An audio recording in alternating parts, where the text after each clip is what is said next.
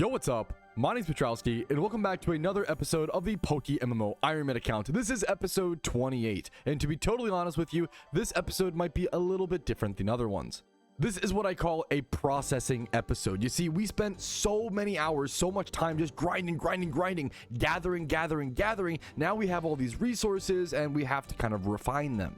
I'm going to be honest with you up front and say that this might not be the most exciting episode of the Ironman account, but this will be the episode where people look back and say, hey, Patrouski, how did you get that 6x31 star meat on the Ironman account, or that 6x31 hidden ability access Amoongus? Isn't that super rare and hard to get? How did you do that? And it will only be the real ones who watched this full episode who remember and understand and saw all of that progress. And that's the beauty of the Ironman account, is showing every single step of this account on footage. You've probably already seen it, but just in case you haven't, let me just give you a nice close-up of the mess that I've left myself to clean up post the Xmas event. So first things first, we have some bleed over into this box. We have some of our utility Pokemon, which should be over in this box, but I just literally don't have the space for them. We have my new Jirachi, my Alpha Starmie, which can only breed with Alpha Dittos, and then all of these 1x31 Staryu breeders right here. I also have this random little ducklet that I caught from a Pheno. I have this Starmie that needs to be EV trained. It's actually a very, very good Starmie, but it's just from scratch, essentially. I did get that from the Starmie scavenger hunt. And then I have all of these Pokemon. This entire box is unsorted, unorganized, unrefined materials, as is most of this box. Now, this is also my EV training, and sort of some competitive and PVM Pokemon have bled over here, so not everything is unrefined Pokemon and materials, but I would say there's at least 30 or 40 resources or breeds that need to be used over here. There's 60 in this box, and then of course I have all my infamous breeders box, my more breeders, 1, 2,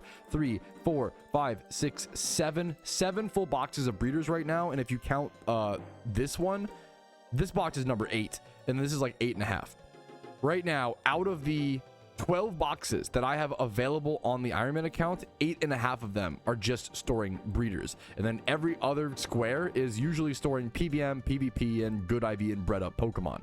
I'm even keeping Pokemon in my incubators right now just for extra storage. All right, so now you understand how dire the situation is. How do we fix it? The real answer: lots and lots of breeding. However, breeding takes a lot of time and a lot of Pokeyen, which is going to require a lot of gym reruns. And gym reruns on an Ironman account require lots and lots of Amulet coins, which I don't really have, but I also do have some Riches Charms. I'm going to choose to not worry about this for the time being, and just going to go ahead and start doing my gym reruns. You can only do these every 18 hours or so, so you can, only do these on a time restriction, whereas Amulet coin farming, I can do that whenever I want to. So it is better to do your gym rerun and be low on Amulet coins than to just Amulet coin farm instead of gym rerun, if that makes sense. So I'm going to attempt to go get set up for my first Jimmy run in an extremely long time, and hopefully gain some extra Pokemon, which I can then put towards breeding. And maybe even in a little bit, I'll see you guys with some setup breeds. So go ahead and put this video on your second monitor, maybe even third, fourth, or fifth monitor. And I'm going to go ahead and jump into my progress, jump into my Jimmy run, and see you guys after. This is Jimmy run number 82 on the account overall, which is a pretty crazy thing to consider. All right, I did my Jimmy run, even though it doesn't look like it because I've actually already used most of, if not all of the funds, and I'll show you what that's on. It's on a few breeds that I've set up here that look like the absolute ramblings of a madman, and that's because they kind of are. And I'm going to have to go through these very, very carefully so I don't make a mistake. And I'm going to attempt to explain them to you guys, but I'm also going to have to just physically go through and show you guys what they'll look like when the breeds actually happen. But I've planned out multiple breeds here. I think the Fungus lineup here really shows what I'm going for. So you can see I actually have a 4x31 Fungus breed over here, a 3x31 one here, a 2x31 one here, and then right here, the original 1x31 / like eventually creating that 2x31s. And if I paired them correctly, I should be able to breed this one, make it female, pair it with this, breed that, make it female, pair it with this, breed this male, and then pair it with this, and I believe if I lined it up properly, which I might have made a mistake, I should get a 5x31 breed here. There's so much planning, so much thought process, and so much Pokeyen that has gone into this. It's been a lot of off-camera thinking, and that kind of fries your brain. After a bit of breeding, you definitely start making some mistakes, and the only real way to find those mistakes is either double, triple, quadruple check, which I've tried to do, or just testing and seeing what happens, and that's what I'm about to do. Now, first things first, I think I'm going to go ahead and just go through with all of these Staryu breeds, since these are the easiest ones to follow, and I do have a few things like, so I have this Staryu below these two Staryus. That means that I want to breed these two Staryus and then breed the baby results with this one. So that's you see that a fair bit. Like, I have these funguses, for example. I need to make sure I make them female and then pair this breed. This is a breed right here. Pair this with this afterwards. It's going to be a lot to track, and I have to go through very carefully. The Staryus should be the easiest breeds, since they're just genderless, and they're they're genderless. They are only ever going to be a Staryu. That's the simplest breed. I'm nervous for this. I'm a little stressed, but that's okay. It's just PokeMMO. It's just Pokemon. We're going to get it taken care of. Let me go ahead and first start things off with a 2x31 defense and Spadef Staryu breed. Next up with a 2x31 Spatak and HP. Oh, sorry, 3x31 HP, defense, and Spatak Staryu breed. These are all of those analytic hidden ability access Staryus I just got in the Christmas event. And then next up, we have a 2x31 in Spatak and Speed Staryu breed. And then a 31 HP and 31 defense Staryu breed. And then finally, a 31 Spadef, 31 Speed Staryu breed. And that one should be the one that pairs with the one below it. But honestly, at this point, we should be able to pair up a few of these Staryus. I'm not too worried about it. Now, I do also want to go ahead and start my Fungus chain breed. I also have a Water A egg group chain breed down here, depending on which one I want to go for first. I think I'm going to do the Fungus one first. I set this up. We want to go make sure we pay for this to be female. We're going to be paying for a fair bit of gendered breeds here. Let's make sure we do this nice and slowly and correctly. Female, Fungus, 5k cost. Yup, let's go through with it. And so we don't get confused, let's go ahead and take out the other breeders that we had over in our incubators. We were actually keeping these during the event for literal space in the PC, but now we should be good on that. So I can go ahead and move these three Pokemon just over to our breeders box, just wherever fits. I want to get them out of the way so I don't confuse them with the other Pokemon that I'm currently, working up in terms of IVs. I need to be very intentional and very focused trying to make 5x31s because the IVs have to match placements. I'm going to throw this over in the incubator as well, and I do have 2 more slots here, so the question becomes, what do I want to use those 2 slots on? I think this is a random, yeah, I can do this if I recall. Let me double check though to see if it pairs. This is like a random, seemingly random Water A egg group. This is also a Water A potentially egg group breeder with Dratini. But no, this one should be 3x31, and then this one 2x31. So these I did not pair these up together. This can just roll whatever gender. That is totally okay. And then that Dratini breed, I mostly just want to keep it a Dratini because it's a valuable Pokemon. That's the main reason here. So I am going to pay for this to be female. It's going to be 31 HP, 31 defense, 31 Spadef. You'd love to see it on a really cool mon like Dratini. I'm going to be utilizing a hidden ability Delibird here, but that's well worth it to get a better Dratini. Delibird, not the most versatile Pokemon, even though I do love it. And all right, that already cleaned things up quite a bit. Once this Fungus comes out, I'm going to pair it up with this Fungus. I'm going to take it step by step. I don't want to get ahead of myself, and I kind of can't get too far ahead of myself. So I just need to make sure I'm very, very, once again, intentional and careful and slow with these breeds. I don't want to breed too many Funguses at once as well. I don't want to breed, I have these multiple different Fungus breeds. I don't want to get too distracted here. I'd rather take the time. I'd rather waste time waiting for eggs essentially and just have slower breeds done here than potentially open myself up for mistakes and errors. Sometimes breeding on an Ironman account can just feel like I'm playing 32 different games of chess all at the same time. And I'm not even that good at chess in the first place. Ask Rumel. Oh, we did have 2 of our eggs already hatch. I was able to tell because the new they added a new hatching animation and like sound effect whenever it happens, and it's really cool, man. It's cool to see that pop up. So these are the really simple ones, just our Staryus. These don't have any pairings. These are very simple. I'm not stressed out about the Staryu breeds at all, thankfully. One of these Staryus can pair with this one though, the other one, that bottom left corner of my PC. I don't think that other one that I was breeding needs to pair with that one. I'm totally happy to just go ahead and start another Staryu breed. We did just have 3 more eggs hatch. That'll be a 3x31 Staryu once we're coming out with that. We spent a ton, hundreds of thousands of Pokeyen on all of ththese breeds, by the way. 4 eggs still hatching, 3 Staryus just sent over to the PC. Let's go see what those would look like. If we can pair these together, that'd be fantastic. So this one is 31 HP and defense. This one is 31 Spatak and speed. This one is Spadef and speed. So these 2 can pair. There's no pair right now. But this is absolutely perfect. This represents working up the chain in the Staryu breed as well as clearing up nice PC space. So one more 3x31 Staryu coming up. This one being 31 Spatak, Spadef, and Speed. I think I'm also a-okay to go ahead and start the Water A egg group breed. This one's a similar thing to the Fungus, where I'm starting off with a 2x31 breed, so just two 1x31s. To create that 2x31, I need to make sure I can make it female and then pair it with this Delibird, and then we can make a 3x31 Pokemon. And then if I recall correctly, yeah, I actually need to actually do these two breeds at once. I need to basically breed this as a 2x31, breed this, pair the baby with this, and then pair this baby with also the baby from this. There's going to be a lot of multiple breeds happening here. So let me just go ahead and I think these three can actually all be done, if I'm understanding correctly. I love saying if I understand correctly to my very own breeds. Like, that's how chaotic these are and following these are. And it's kind of weird to make them all at once, like set them all up and then check them like a day later. It kind of makes it legitimately hard to follow. So I'm going to try my best though. Make this one female. I think that these should work. Make that female. Boom. Go ahead and make this female as well. I'm just going to follow the instructions that I wrote. Usually I do a decent job at that. And then I think I can also go ahead and make this male. I need to remember that the Spheal is the Pokemon that matches with the Delibird. And you know what? I can actually go ahead and go rename the Delibird. Go find it. Not breed it. Whoopsie. I want to rename it. Breed. Or I would put Spheal Partner. Spheal Part. To remind myself about that. All right, but now we have 3 more hatches. I think the Fungus is going to be in here. Yup. That's probably the breed that I'm like the most excited for. Let's just send these over to the GTL and see what they look like. I believe the Floatzel and the Dratini, yeah, these are just breeders that are just done. I'll use them in the future. I don't need to worry about them right now. This Fungus does need to pair up with this next Fungus, if I recall. Let me see what stat needs to get braced here. This one is Spatak. This one is Speed. And we once again want to make sure we go ahead and make this one female so that it can pair up with the next 3x31.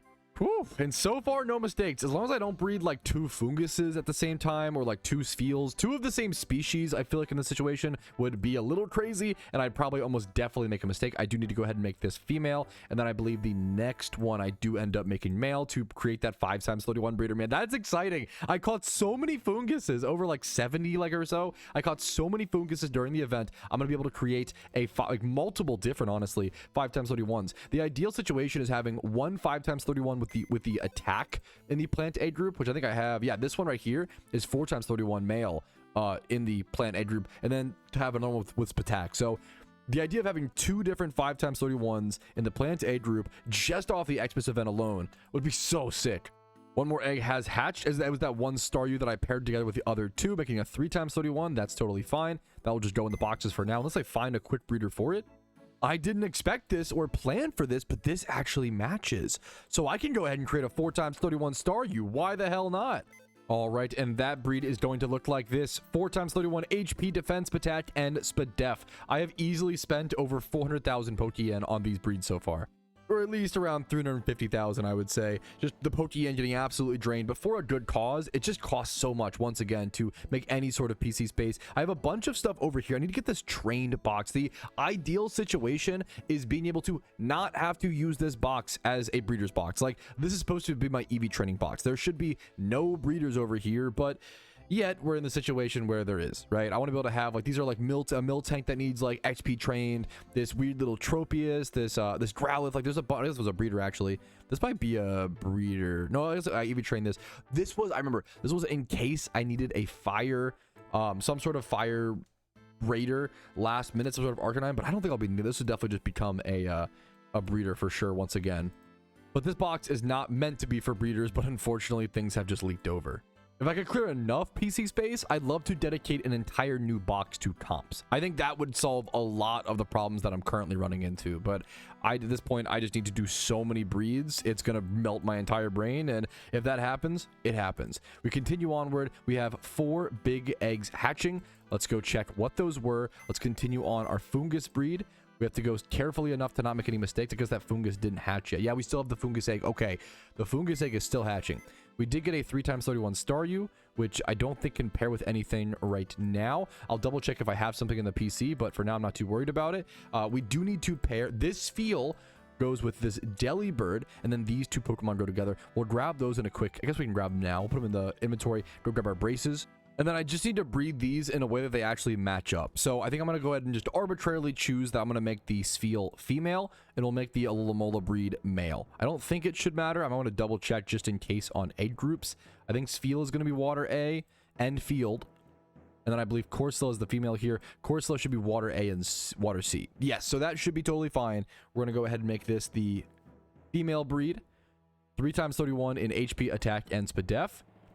And then after these two breed, we should be... I'm trying to think more like long-term in my breeds, and it's working. It's difficult. It's more challenging. It's more puzzle solving, but I'm correctly... Haven't made a mistake so far, thankfully.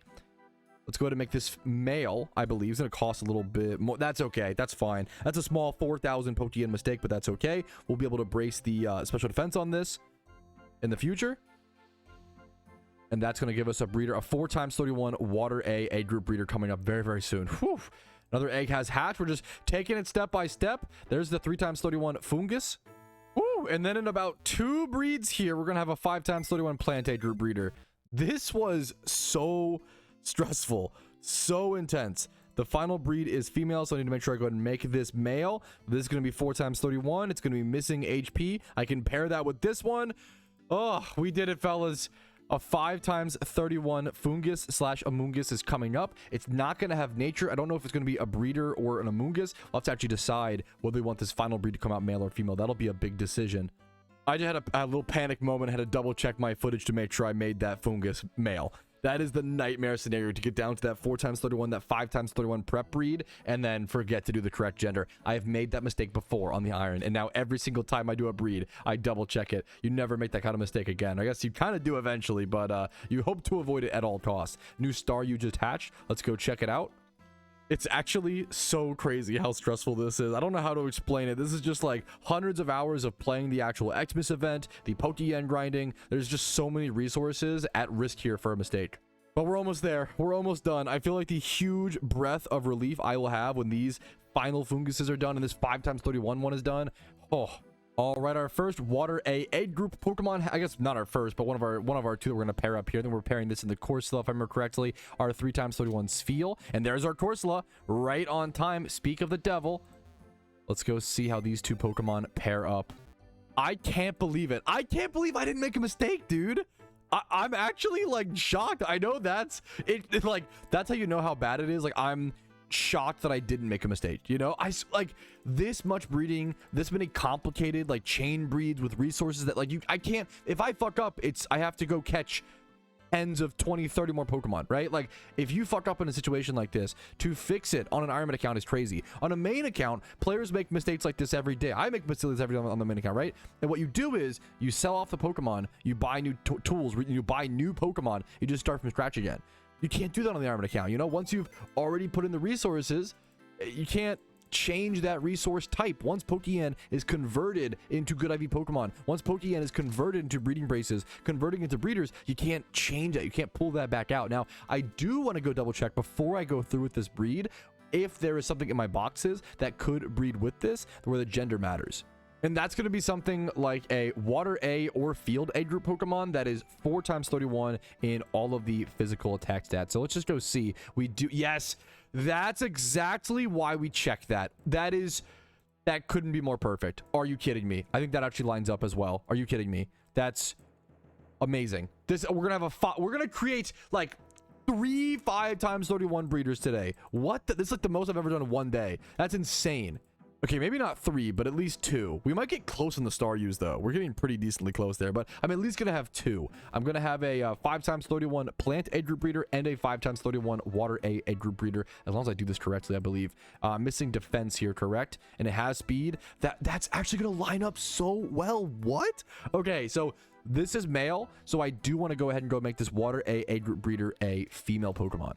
You gotta appreciate the days where things just work out, man, because sometimes it's easy to make mistakes. It's easy for things to go crazy. Man, this is a beautiful day for breeding. And then, of course, you might have already seen the hatch or heard the hatch animation, but there is the fungus. It did hatch. Let's go grab that fella. Let's see how it looks. It's 4 times 31. It's also bold nature. Okay. Wait a minute. Wait just a second. Oh, that might change things. Are you kidding me? Oh my goodness. Okay. I just so happened to roll the best nature on an Amoongus you could possibly do. Then I have a few options. I could Everstone this and breed this with this and just try to roll essentially the final IV, or it's 20 HP. You could arguably just, I would love to make this a 5x31 perfect nature. I don't think I have them. Let me go double check. What Amoonguses do I have in my boxes? Slash funguses, I guess. I have a bunch of these, right? But none of these are good. I have to worry about alphas as well, I guess. Oh my goodness. I don't know. Ooh, can I make, the other question is, I haven't even touched this. Okay. Hilariously, this coming out bold actually changes everything. And it actually, I think I just, oh, that's so strange. I think I just do this. I take the braces off. I put these two next to each other. And I don't go through with the breed yet. I think on it. And more importantly, I think I now have to start breeding these together with other plant age group mons before. Because if I don't need a 5x31. I need to figure out basically, do I need to keep this in Amoongus or not? Is the main question. And I don't need both a 5x31 alpha Amoongus with perfect bold nature and a 5x31 non-alpha one with hidden ability access, right? So I feel like I end up just making this a breeder, like make it male, and don't worry about the bold nature. But I'm just not totally sure yet. So I need to figure out if I can make. Well, I'm kind of talking myself into it. We're talking through the thought process in lifetime. I guess theoretically, I can always just make sure I breed these correctly. Make sure I make these male. I can always catch more plant age group breeders. I don't have to breed these with each other. No, what am I talking about? I'm fine. I can just go ahead and breed these together. Make it male, make it a 5x31. But then but then the question, it's so dumb. But then the question, I feel like the bold nature does change things, because I feel like I should use this as a final breed. Yeah, I'd rather play it safe than sorry. But then I can use this as a final breeder for something else and just Everstone this on a 5x31 female plant age group breeder Pokemon. If that makes sense. It's just such a good breeder. There's so many mons that need bold nature with these stats in that age group. Yeah, I don't know if that's right. I'm going to go with that. And then in the meantime, I'm going to go ahead and go work on these other weird little breeds. These 2x31 physical attack plant age group Pokemon, which is not something you see a whole lot, but I think I also need to make sure I make both of these breeds female. I have a lot of male funguses. Female. I have a lot of male funguses in my PC, but not a whole lot of females right now. So we're going to pay the 5k per. Make these female. Make some physical attackers in the plant age group. Not something you need a whole lot of, but I do want at least one 5x31 plant age group breeder. But look at this box. Look how the box of chaos slowly turned into one of some more order. Also, this can be a breeder's box, at least for the time being. I think in the long run, this is probably the box that I want to see be converted into the third comps box. The account box, the comps box, they're kind of both comps boxes. I guess this is more utility Pokemon. This is arguably more utility, and this is arguably more comps, which is like PvP and PVM. And then breeders, I can move other breeders. You know what? Let me just go ahead, actually. Move whatever breeders I can from here over here, and it will help me organize a little bit better, because that means that these are the Pokemon that I need to get rid of the most, if that makes sense. I need to clear out this space. So, dude, okay, this is already much better. Look at these 3 boxes. I actually want to move this over. This is getting so much better so fast. It's only been 1 or 2 days of breeding and processing from the event, and that 1 or 2 days has already helped so much. We've already written the wrongs, not the wrongs, but written the progress, use the resources, consume the resources of like probably half of the event or some shit here. Maybe like 6 days, maybe 5 out of the 14 days or so of the event have been consumed and used within around 1 or 2 days. Can you tell that this much breeding is driving me a little bit crazy? Anyways, we have our Spheal, and this is just a really clean, easy 5x31 water age group breeder. The next question is, what gender do I want this to be? And the answer is probably male. Probably male. So that way I can get a 4x31 of the correct species that I want, essentially. Like I don't want a 5x31's feel. You know, no offense to Walrein. I love the Pokemon. I love Walrein. I actually used to run a Walrein back in 2013 NU PvP. Not a very good mon. You know, not in PvP, not in PVM. I'm sorry, Walrein. Love you so much. Can't really get much use out of you these days. So I think I'm gonna go ahead and make this a male breeder. That'll be its main use, to turn another Pokemon into a 5x31 with nature potentially. Let's just go ahead. I think we're done. That is a 5x30. Every single 5x31 breeder on the Ironman account is just a massive like stockpile of resources. I think that's the coolest thing. Like ideally, in the ideal absolute dream scenario world, my boxes literally don't have any breeders in them except for 5x31s. Like that's like the hyper end game, is turning all of these little 1 times, these 2 times, these whatever, blah, blah, blah. All of these just like one. If I can have like 1 box of 5x31 male Pokemon or whatever species I need, that would be, that is so, we're so far from that, but that is the hyper end game. Like how much there is to do on an Ironman account, which is a beautiful, beautiful feeling in my opinion. Next up, we have a Fungus hatch. We do have other breeders prepped to pair with this. We have these 2 different breeders that are meant for one of these. I think either can actually go either. I don't think it matters. I think they're both just pairing with 2 times. They're both pairing with Funguses that are 2x31 attack and speed. So it should not matter how I pair these. And then after I breed these, I think I have a 4x31 Fungus pair coming up. Wait, can I might be able to make, because this one's also 4 times. If I did this correctly, which I don't know if I didn't really plan for this one, to be fair. It has Bedef. I might be able to do it. I might be able to make, I'll have to make sure I make I'll have to make sure that I make the 4x31 female. And I could potentially, I'm going to move this over here actually. I could potentially have another 5x31 dude. So I could have potentially made 3. But I think because I'm choosing to hold these for now, it's only going to be 2 still. But it went from 2 to 1 and then 1 back to 2. We have a lot of breeders coming up. All right, this Fungus hatched, but it came out really good. It came out adamant, and then 20 plus. This is actually really tempting to just like work in a different way, but I think I'm fine to go ahead and pair this. That's the big one, the big zaddy. Okay, we'll grab both of these over in our boxes. Now, choosing these, the gender, so that these can pair up correctly is important. But I believe either of them can go either way. So I'm just going to arbitrarily choose this first one to come out female. It's going to be 3x31 in attack, SPDF, and speed. And then I'm going to make this one arbitrarily male. It's costing more Pokeyen to do it like this, but I think it's worth it. Make it male, 31 attack, defense, and speed. And I believe this should make a 4x31 breeder, which I can, 3 times, and then I can breed them together. You upgrade it 4 times, and that 4 times should match the other 4 times, giving us that 5x31 physical attack plant egg group breeder. I mean, the real reality is once this box is clear, I could technically just go ahead and call this my 3rd comps box. But the problem is that I don't have any real space for catch events. And that's I think always keeping at least 1 box clear for things like catch events, for things like the Lunar New Year event, for holiday events. Like, I think it's pretty crucial for processing on an arm. At least halfway clear. Or at least, like, I also got to get my rares resources. Like, I don't have egg fodder. If I want to do like a Iron Man batch of egg shunts, I can't do that. I have to go catch like 30 Squirtles before I could like properly ditto hunt from this point, which is kind of funny to consider.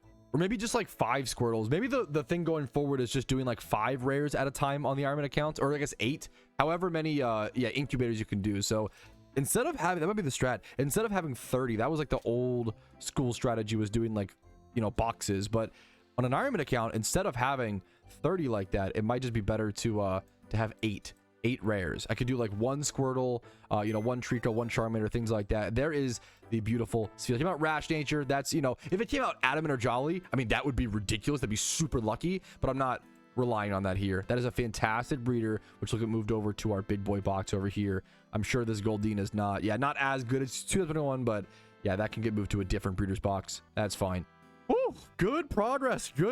So much of this was just off-screen planning, I'm gonna be honest with you guys, but it's cool to see it come to fruition on camera. And speaking of progress coming, I found another 2x31 Starmie. I think the last 2x31 Staryu in my PC, so I should be able to go ahead and combine these. I don't know if I have a 3x, I know that I have a 3x31 to match, but I kind of don't think the one that I have matches. That one was in HP and then both defenses, and then I think the one that I have is in Spatak, speed. Yeah, so those will not pair. So that is the stopping point for the Staryus, at least for now.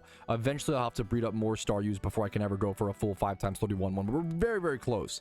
All right, 2 eggs just did hatch. Whew. We're almost done. We're almost done. We're almost done. And it's those two Amoonguses, and I believe these should pair 31 attack, defense, and speed with 31 attack, def, and speed. Yeah? Yes. Right? Yes. These pair up, which will pair with this. Woo! All right. Okay, we're 2 breeds away. We're 2 breeds away. I know it may sound silly, man, but this shit has me freaking exhausted. This was so many, once again, like so many hundreds of hours. Like all the breeding we just witnessed literally was a combination of hundreds of hours of work. Now, let me be really careful. What gender did I need this to be? I think female, right? Yep. Female. Let's just double check. Let's just not make any mistakes now. You know, let's not get too ahead of ourselves, but yeah, all of this breeding was a process, you know, a product of all of the Christmas event farming, all of the quick balls that I bought to catch all those funguses, which I think I bought like 300 or 400 quick balls on top of some that I already had at the beginning of the Xmas event. And now I'm down to under 100. I'm down to 17 dusk balls. I'm down to under 100 timer balls, under, you know, 60 or so net balls. Like all the resources, 19 great balls, all the resources there on top of obviously all the gym reruns for the braces. It's just been all the gameplay hours of learning breeding. It's a lot, man. It is a lot. And that's what makes seeing those 5x31s in my boxes feel so goddamn good, is that it is so fucking hard to get there. All right, there's the final egg. Before the final egg, the final 4x31 breed. Now I have to just brace these puppies up and create that final 5x31s. We can take our final sigh of relief and take a break for the day because my brain is mushy peas. If anyone ever tells you that breeding in PokeMMO is easy, you can tell them that their mother had very exquisite taste at dinner last night, because that is most certainly not the case. Now, we have our 5x31 plant egg breeder. Do I want this to come out male, female? Don't want to consider that. I think I do want to quickly search that actually with my PC really quick. It is in the physical attack. That's important. Usually plant egg groups are special attackers, but we're going to see if I have anything in my PC that resembles that. Ooh, the problem is I'm not going to use this for this. That would actually have been amazing to like use this to finally finish this Shroomish. For those who remember, wow, what episode was this? I bred this Alpha Shroomish forever ago, and I've been wanting to make a 5x31 Alpha Shroomish. It's such a cool Pokemon to me on an Ironman account. Like, imagine a 5x31 like catching Breloom, like, oh, Alpha, like, oh, that would be such a fucking sick flex on an Ironman account. Oh my goodness. But unfortunately I need more alpha breeders for that. That is not, and these are not alpha breeders, so I cannot fix this Shroomish. So you know what, I'm gonna go ahead and just make this male as a breeder. It will never be an Amoongus because it's a physical, you know, it doesn't need that. So this will just be a male breeder. 5x31 breeder coming up. Actually, I lied. I actually have one more breeding adventure to do, because I found out that if I breed these two alpha Amoonguses together, which will sacrifice 2 3x31 very good alpha Amoonguses that I did catch in the event. So it's a little sad to see these go, but I think it's worth it. Because if I go ahead and I breed these and I make the result male, I can actually breed that 5x31 Breloom right now, right here, today. This Shroomish was literally bred 4 months ago. 4 months ago, I've been waiting to top off this breed.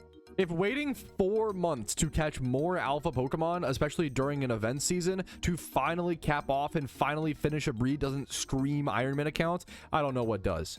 The only real problem here is that I have to just randomly roll the nature, or I'll eventually create a 4x31 breeder to finish up the nature, and that's the most likely situation. So in all reality, it's really unlikely that Breloom is actually usable or like EV trainable by the end of today, but at least I'll be one huge step closer.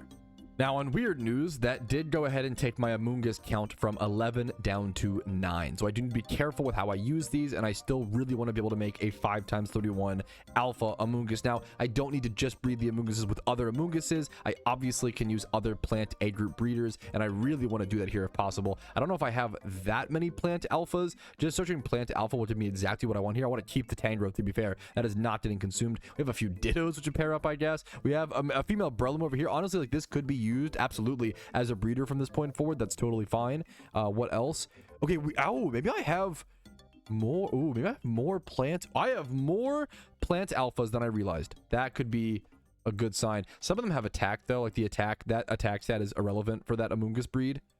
All right, our Amoongus hatch. This is just the 5x31 male breeder. It did come out timid, which is entirely useless, but that's okay. That was expected. This was really just if it rolled adamant. Only adamant or jolly was mostly relevant there. That is just a 5x31 plant egg group breeder that will be used on a 4x31 female species in the future that I actually care about and want to make, you know, properly correct. So, whew. That is going to be a huge breeder in the future that could save a Pokemon. Keep in mind that, you know, this was the day that this was created. You know, it's a good thing to remember where these resources came from and the one day where I actually use it to craft the perfect Pokemon that I desperately need for a specific situation. This has probably by far been the yappiest breeding session so far on the Ironman account. So, sorry about that, or thanks for watching if you enjoyed it at least.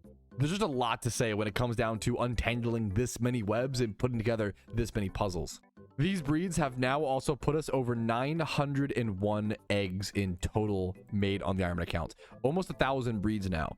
And that's like almost, there's very few of these. A few of these are like just rare breeds like Charmander and stuff. And obviously, to be fair, some of these as well, some eggs were done prior to the encounter counter being added. So this doesn't track absolutely everything, but it's a pretty good representation since I haven't been on the Ironman account that much. I wasn't on that much before the encounter tracker, maybe like 1 or 2 months.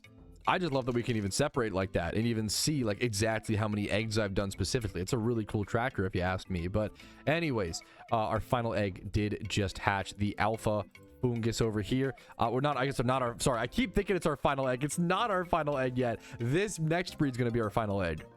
And it all comes down to this, man. This was some of the most Iron Man breeding I've done in one session. This was freaking exhausting, but it was also a blast. I can't wait for this. It's all gonna come down to this, what nature this rolls. If this rolls adamant, lonely, naughty, honestly, I mean, jolly would be great. Jolly, hasty, or what's the other one I'm thinking of? What's the other hasty? I'm forgetting the other plus speed one. No. Naive, of course. Naive, just like me. So naive, there's a lot of natures that could roll, honestly. That's, I'm gonna put it in a luxury ball for sure. Oh my goodness, give it that extra RNG. This is a luxury Pokemon, a 5x31 alpha Shroomish that I've been trying to top off for literal months, 4 months on the, you know, the account is only what, 7 months old, 8 months, little bit 8 months, it's 7 8 months. For 4 months I've been waiting for this. Whew. I'll see you guys with the hatch and the reveal. All right, here it is, the final breed for all the marbles, the big one, the unexpected one, the 5x31 Shroomish. If it can roll one of the natures I mentioned, I'm not going to list them all out again. Let's see if it is usable. Mild is going to be unusable and understandable. That's expected. You know, what are the odds you really roll a usable nature? I wasn't anticipating that. If it happened, that'd be amazing. Awesome. I'll have to fix it up in the future with a 4x31 natured plant egg breeder, but that's okay. I'm happy to do that. That is still just such an amazing Pokemon in the boxes of the Ironman account that can be there for the rest of time until one day I can finally fix it. Who knows? Maybe 4 months later. But for now, I'm exhausted, and I think I've earned the break. But I'll probably see you guys very soon for more gym reruns and breeding. Alrighty, fellas, we are back on the Iron Man. It's an honor to have you guys. Our first time on stream on the Iron Man for a while, and for this episode, it is grinding mode time. It is just processing. I'm going to be popping my Amulet coin. It's going to be kind of a boring time in terms of this, but also a lot of fun, and also kicking back and talking to the boys and just hanging out, chatting, and grinding the game that we all love. So I'm going to go ahead and pop my Amulet coin, get this gym rerun going, and then hopefully see you guys when we're either setting up breeds or doing some sort of other processing. I don't know if I'll be able to set up breeds on stream. It's kind of a hard thing to focus on with chat. That's a skill gap essentially problem, but we'll get our Jimmy run done and go from there. All right, Jimmy run is done. We are up to 1.4 million Pokeyen. I want to set up breeds, but I feel like that's an activity that I'd be really dog shit at doing on stream. So I'm going to look to do something else. We could do a couple of different things here. We could do Amulet coin farming. We could do any sort of processing or grinding that helps us process and grind these Pokemon. That could be payday pickuping, honestly. Anything that makes Pokeyen. Anything that makes Amulet coins to help us make Pokeyen, anything that helps us Everstone farming to get more resources to do the breeds, anything that helps us towards our goal of processing these Pokemon, which I desperately need to do, is on the table. So I'm going to think about it and get back to what our plans for today are. You know what? First things first, we actually have more Pokeyen sitting in our bag right now. I have like more nuggets and star pieces and comet shards that I haven't sold from the event. Let's go do that first things first. And then I think the plan is, honestly, this is very, very long term, but I think I'm going to go start, I think I'm going to fossil farm. I think I'm gonna start fossil farming. So I think if every day right now, from now until I'm not starting Lunar New Year event prep yet. I'm not there yet, right? But until I'm ready for that, which I have to breed more Pokemon, if every day I wake up, I Jimmy run to get Pokeyen, and then I use that Pokeyen to set up breeds, and then I go fossil farm whenever, you know, I'm not, that's based. Like, I think so many players at PokeMMO, like, on main accounts as well, look to do activities that make them Pokeyen all the time, whereas in reality, if you just do like a Jimmy run and then maybe if you do like 1 or 2 hours of Pokeyen making every day, and then just do activities that don't cost you Pokeyen, you don't have to make Pokeyen 8 hours a day. You just don't have to spend it, right? Like, all you have to do is not spend it. So if you just like are able to, so like I think for us, just getting in the pattern, the habit of Jimmy run, breeds, fossil farming is a really good routine that could have some really good productive results. But let's first things first, sell off whatever we can. Any pearl strings, big nuggets, scrolls. Come on, where are they at? Why are they so far down here? Not the oval stones. Come on, there we go. Big nuggets. These are 15k. That's 45k right there. That's actually huge. Big nuggets. Comet shards 12k. We love that. Nuggets. 115k in normal nuggets. I have 41, but it's 82. Okay, huge. 10k from the string. That might be most things. 30. Dude, the Pokeyen from these have actually been so nice. Underrated part of the event was getting that Pokeyen back. I am also super low on Pokeballs of all varieties, but I think I'm gonna I think I'll save. I'm gonna wait until I have the PC space, and then I'll spend the money on Pokeballs. But anyways, good Pokeyen. Our stack is back up to 1.7 mil. That's fucking huge. Let's go start fossil farming. Okay, well, I'm having the classic Iron Man experience of my goals kind of shifting.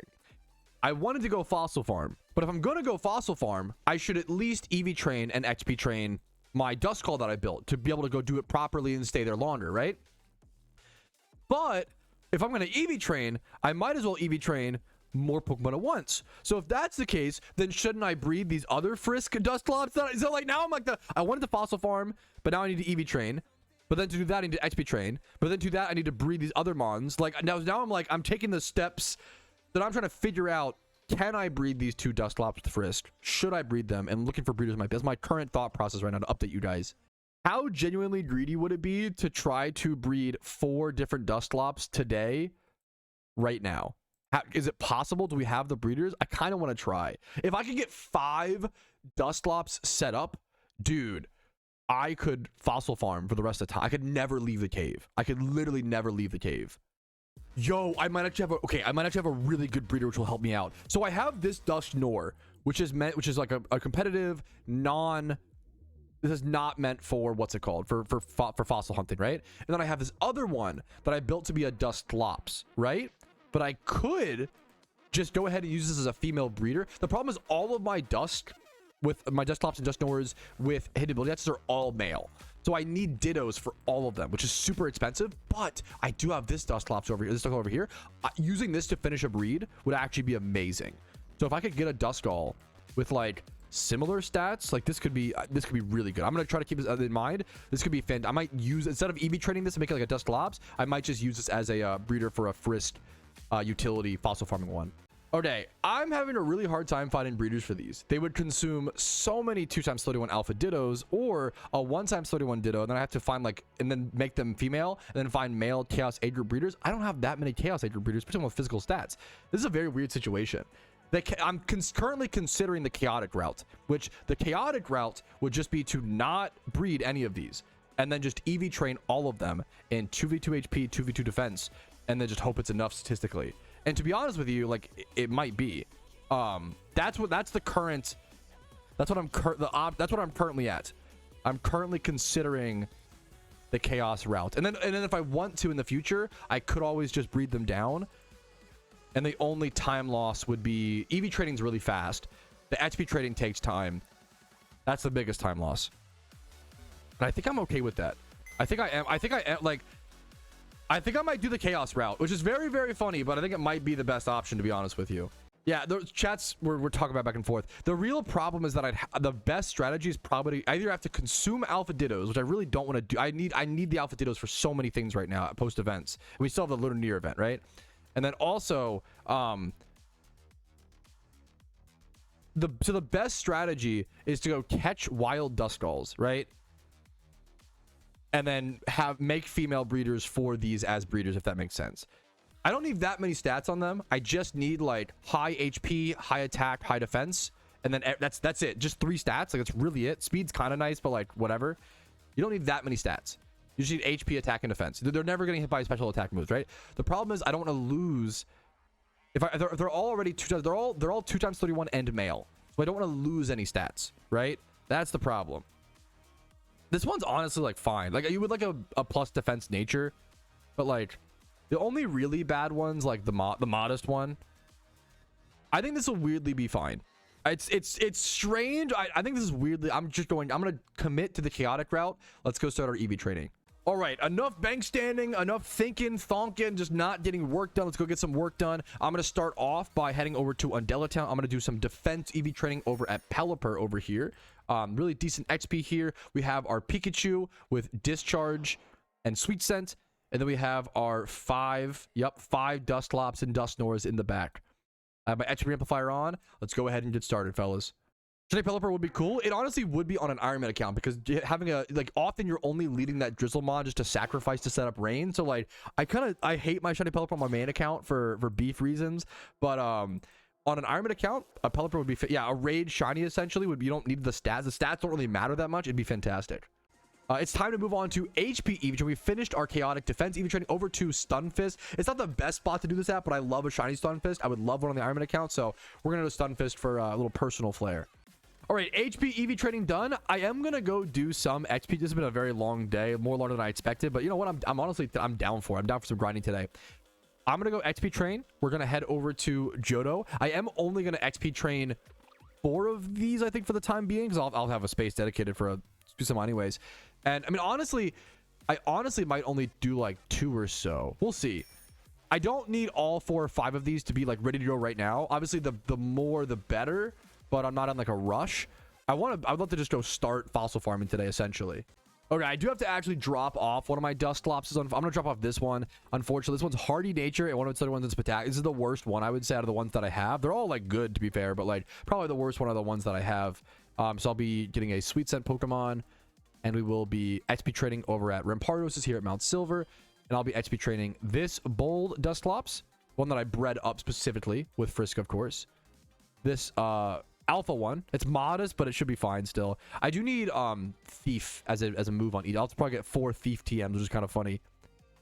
I'm going to go ahead and pop an XP charm here, or a lucky egg. A lucky egg here in a quick sec. And lock into my 1 hour of XP training. So I will see you guys. We're starting level 52. 64, 38, and 52. I will see you guys after the full 1 hour. Hopefully this numbers. The goal is to get like everything level 80. If I get like everything level 80, I think that'd be good to go to the cave. All right, the lucky egg is ticking down. I was not very efficient, unfortunately, on this egg. We did not do great, but it's still fine. I think I might just try this. There might be a high enough level to where I can actually just go test this out. Probably not today. I've been streaming for almost 5 hours now, but we have from level 50s, we're now up to level 71, 76, 76, and 83. So really big progress, pretty good. I'd probably just go start trying here, or tomorrow I could do 1 more hour on stream and then fossil farm afterward. I might end up doing that. But for now, made some good progress today. Pretty happy with this Iron Man journey today. Alrighty, fellas, we are on the Iron Man today for the beautiful day. We have more gym reruns to accomplish. I know. You got to eat your vegetables. We're getting low on Amulet coins. I do have some riches charms that I have not used yet. Thank you, Yasu-kun, for the jump scare and the sub, though. Jesus, man, thank you so much. 4 thank you, man. 4 riches charms. I have been holding these, especially like I would like to upgrade. Ideally, I'd like to upgrade my Jimmy Run team. that is something that is on my horizon, is upgrading the Jimmy Run team on the Ironman. I've been on the budget team for so long that it might be looking towards that time, but we've just been so busy with the event season, it's been hard to push towards those upgrades, right? So we're gonna go ahead and do our typical Jimmy Run for the day, and then I did a little bit of off-screen XP training, and our Dusclops might be ready. I think they're pretty much ready, so we might go do a fair bit of fossil farming today, but we'll see how we're feeling and vibing after the Jimmy Run. All right, Jimmy Run is done. We're just under 200 million Pokeyen. We're going to go ahead and go get set up and do as much fossil farming today as possible. We have 4 Dusclops / Dusknors that are all almost level 80. A little bit are over. One is level 76 or so. Yeah. Okay, before we can go and actually fossil farm, I do need 4 different, I need like even more than honestly, I need 4 to like 6 Thief TMs. So I'm going to go over to Unova and buy those really quick. All right, Thief TMs are about 10k a piece. I'm going to go ahead and buy 5 because I need at least 5 for the eventual Dusknor, but we only need 4 right now. And then I just go ahead and teach Thief to all of these fellas. They all have access to Frisk. We're going to head over to the cave very, very soon here and just hopefully see if this works well. All right, we finally made it over to Turnback Cave. I had to actually figure out, fun fact, a very specific Pokemon. I needed to have a Dampmon in case I run into a shiny, explosion Pokemon like a Graveler here. But I also needed a Pokemon with Defog, Rock Climb, and Rock Smash. There aren't that many Pokemon that learn that exact level of HMs. It was like this or Blaziken. There were very few options. So I was trying to Dragonite at first, but Dragonite can't learn Rock Climb. I needed it on one Pokemon. I literally don't have another, I only have 2 slots or whatever, right? Which honestly, I probably don't even need the 5th Dusclops now that I think about it, which is funny. But here's our starting fossils. I'm actually going to screenshot this so I can keep track. These are our starting fossils. I'm going to casually grind today. I don't know how many hours, and we'll see what we end up with at the end of the stream. Let's just go ahead and get started. I will be at this spot a fair bit for the next 7-8 months probably.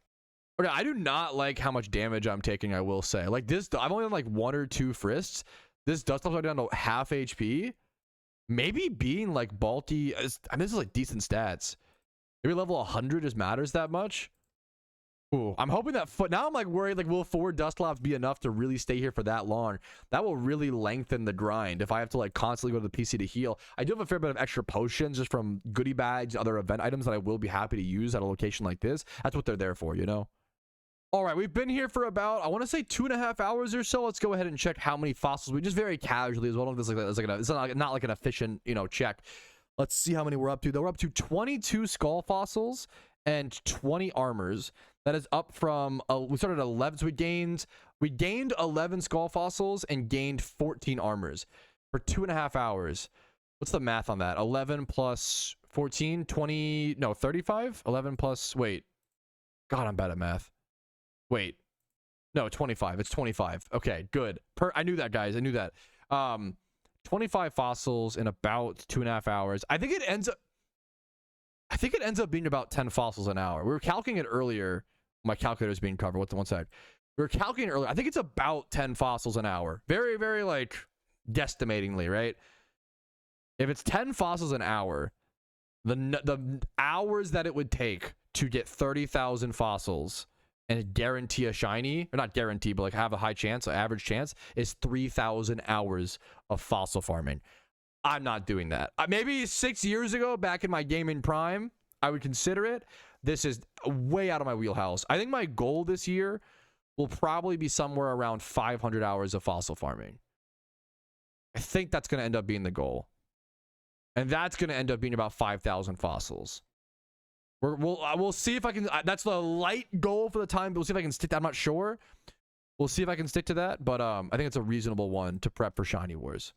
All right, we got post-stream Iron Trowski on a Tuesday. What's up? And I spent the last hour and 45 minutes or so just draining the Pokeyen stack. I was close to 2 million Pokeyen. Now I'm down under 1.5, but that's okay. This is what I'm making it for. This is the reason I'm making that Pokeyen, to make these breeds right here. And there's a ton of breeds to go over. So let's go ahead and do a little mini breeding extravaganza on the Ironman account. I don't know how many, I don't even know exactly how many different breeds there are. I do know that I want to go ahead and do this breed, these 2 breeds, first things first, because whatever gender this Amoongus comes out as, I need to actually pair it with this one. So I'm going to go ahead and just go breed the first one randomly, and then make sure that I don't breed any other Amoonguses alongside it, because that will be very, very confusing otherwise. So I'm going to go ahead and do this, and then if I pair these together correctly, I should get a I believe a 4 times 31. Yes, I believe a 4 times 31. I don't know if I can eventually make it 5 times. I'm not totally sure, but it should be a good start. So we're gonna go ahead and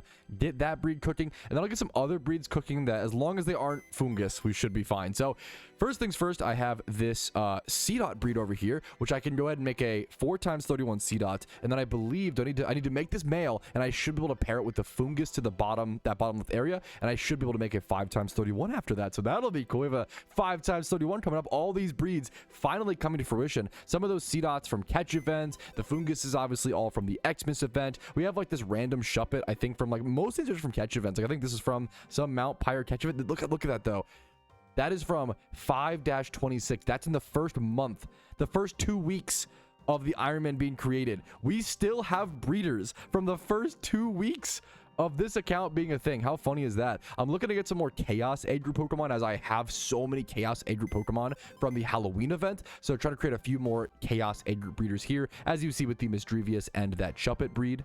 Another Chaos Age Group breed, 2 times 31 in defense and Spadef. And I think this is a Ghastly. Thanks for the subscription, Big Z. What's up, dude? A Ghastly from the Safari Zone. Was that from a Johto Safari Zone catch event? I assume so. Next up, a 3 times 31 Plant Age Group breeder. And I think I kind of remember this Sunflora. Was this from a catch event? They're always from catch events, I feel like. Yeah, Safari Zone. This was, once again, wow, 2 different breeders from the first month, the first 2 weeks or so of the account being used today. I did not pre-look at that or pre-plan that. I'm just noticing that in live time. That's a 3 times 31 Plant and Fairy Age Group breeder, to be fair. Hoppet being in that Fairy Age Group, that dual Age Group, is pretty nice. And then just a simple Water A Age Group breeder here. I don't mind using a Ditto for this Poliwag, because Water A is just a really good Age Group. So I'm gonna go ahead and I'll sure find something for that in the future. Getting low on that incubator space, but I'm gonna go ahead and continue. I've had this Scizor in my boxes for a while. It's adamant. It feels like a pretty cool Scizor, but like, it's an adamant Scizor. Yes, it's a nice nature, but it's just so early on in the breed. I have no other stats. I think I initially wanted to hold on to this and like try to breed with Dittos and keep it as Scizor, but I think that's silliness. I think we could just go catch a better Scyther or Scizor in the wild. And while we're waiting for that fungus to hatch, I'm fine to go ahead and just continue on a few more, just 2 times 31 Age Group breeders. Here's a Field Age Group breeder utilizing a Cubchoo, I believe from another catch event, and then the Donphan. I don't know what the Donphan was from. I don't think that was from a catch event. I might have just been something random. The Donphan, you know what? The Donphan might have been caught while I was XP training at Donphan and Dodrio, and if one of the Donphans live, I sometimes go ahead and go for that catch. So that might be actually what that's from, but here's a 2 times 31 Bug Age Group breeder, defense and Spatak. 2 times 31 in the Monster Age Group, a very demanded Age Group with an Aeron and a Pupitar. I think I've had this Pupitar for quite a while, if I recall. A few months, at least 2 or 3 months here. Yeah, a little bit over 3, actually. A little bit, pushing 4. Crazy how time is flying on the Iron Man account, but it's good to see these Pokemon finally consume, and I shouldn't be sitting on these for as long as I am, you know? Here's a 3 times 31 Humanoid Age Group breeder. Speaking of sitting on a Pokemon for long, actually, this one's not that bad. This one's only 2 months old. One of the newer Pokemon so far. That's good news. I probably should focus up a little bit. I don't think I've seen anything that was like labeled make male or female. I usually try this one. Here we go. This one says make female. Now that's on purpose, because I think I have so many male fungus breeders in my PC. I want to make sure I can go ahead and actually have some female plant Age Group. I'm a little low on that right now. Before I forget, I also want to go ahead and actually name this pair with C-Dot. I know if I don't do that now, I'm going to go ahead and forget. Labeling your Pokemon, a very powerful resource. Do not sleep on it. Especially if you play an Iron Man account and have to get all of your own resources like this.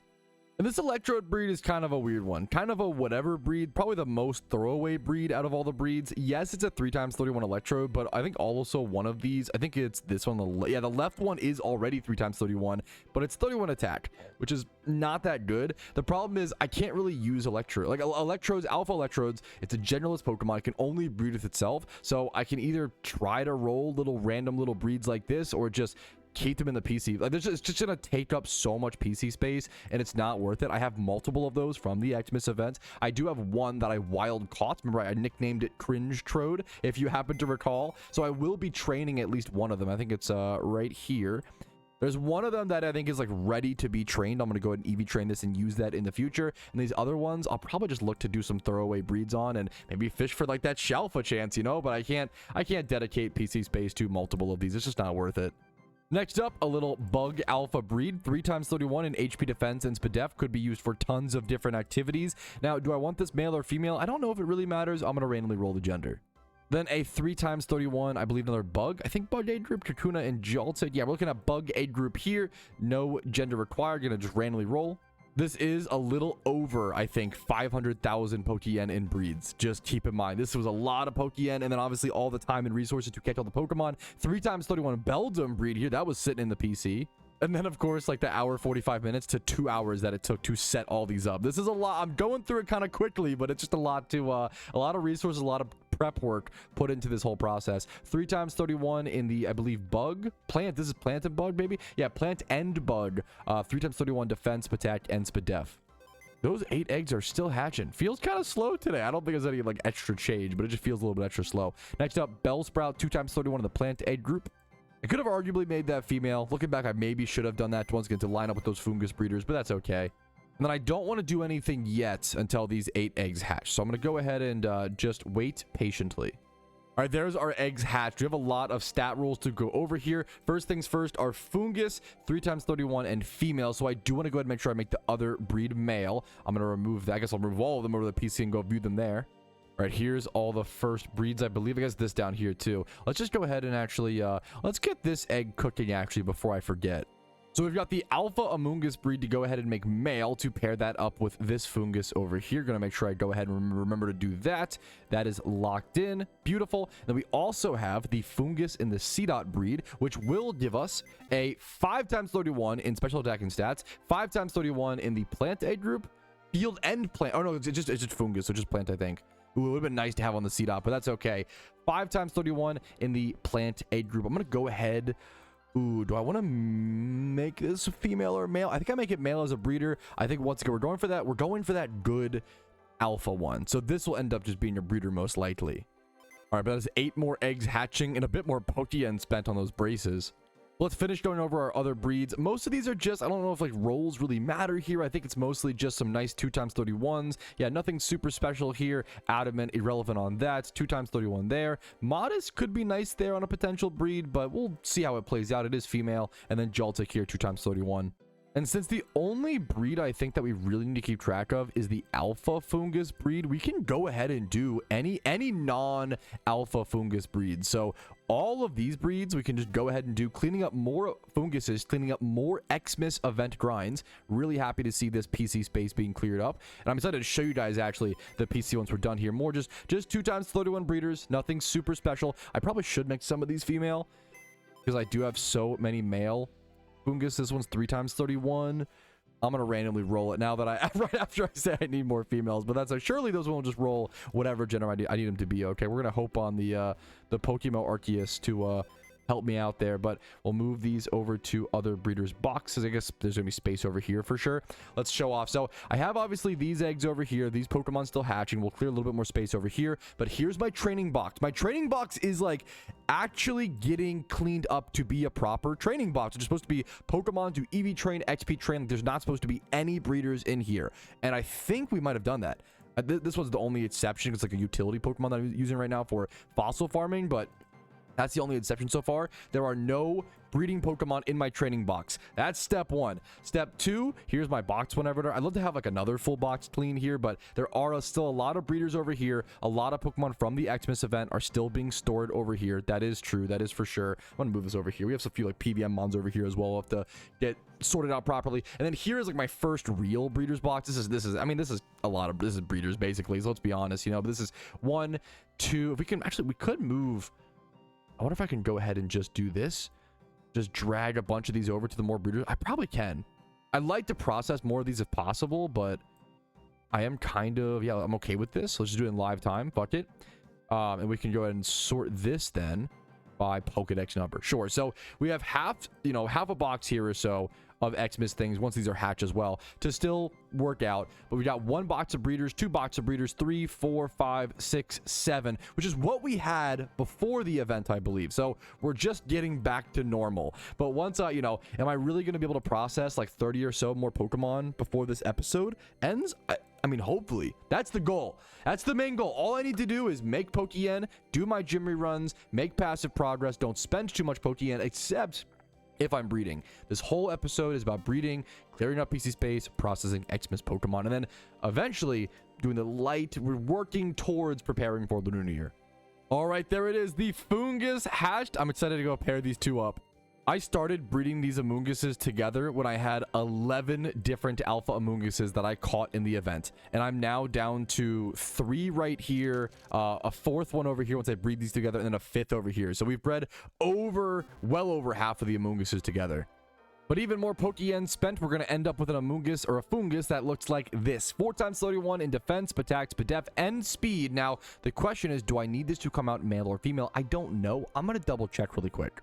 Thankfully, actually, the answer to this one is super easy. I want to breed up a 5x31 with nature alpha Amoongus. So I want to go ahead and just make this female. I want to keep this, get this going, keep this going, breed it up continuously to a 5x31 perfect Pokemon. So an easy decision, make it female, keep that species.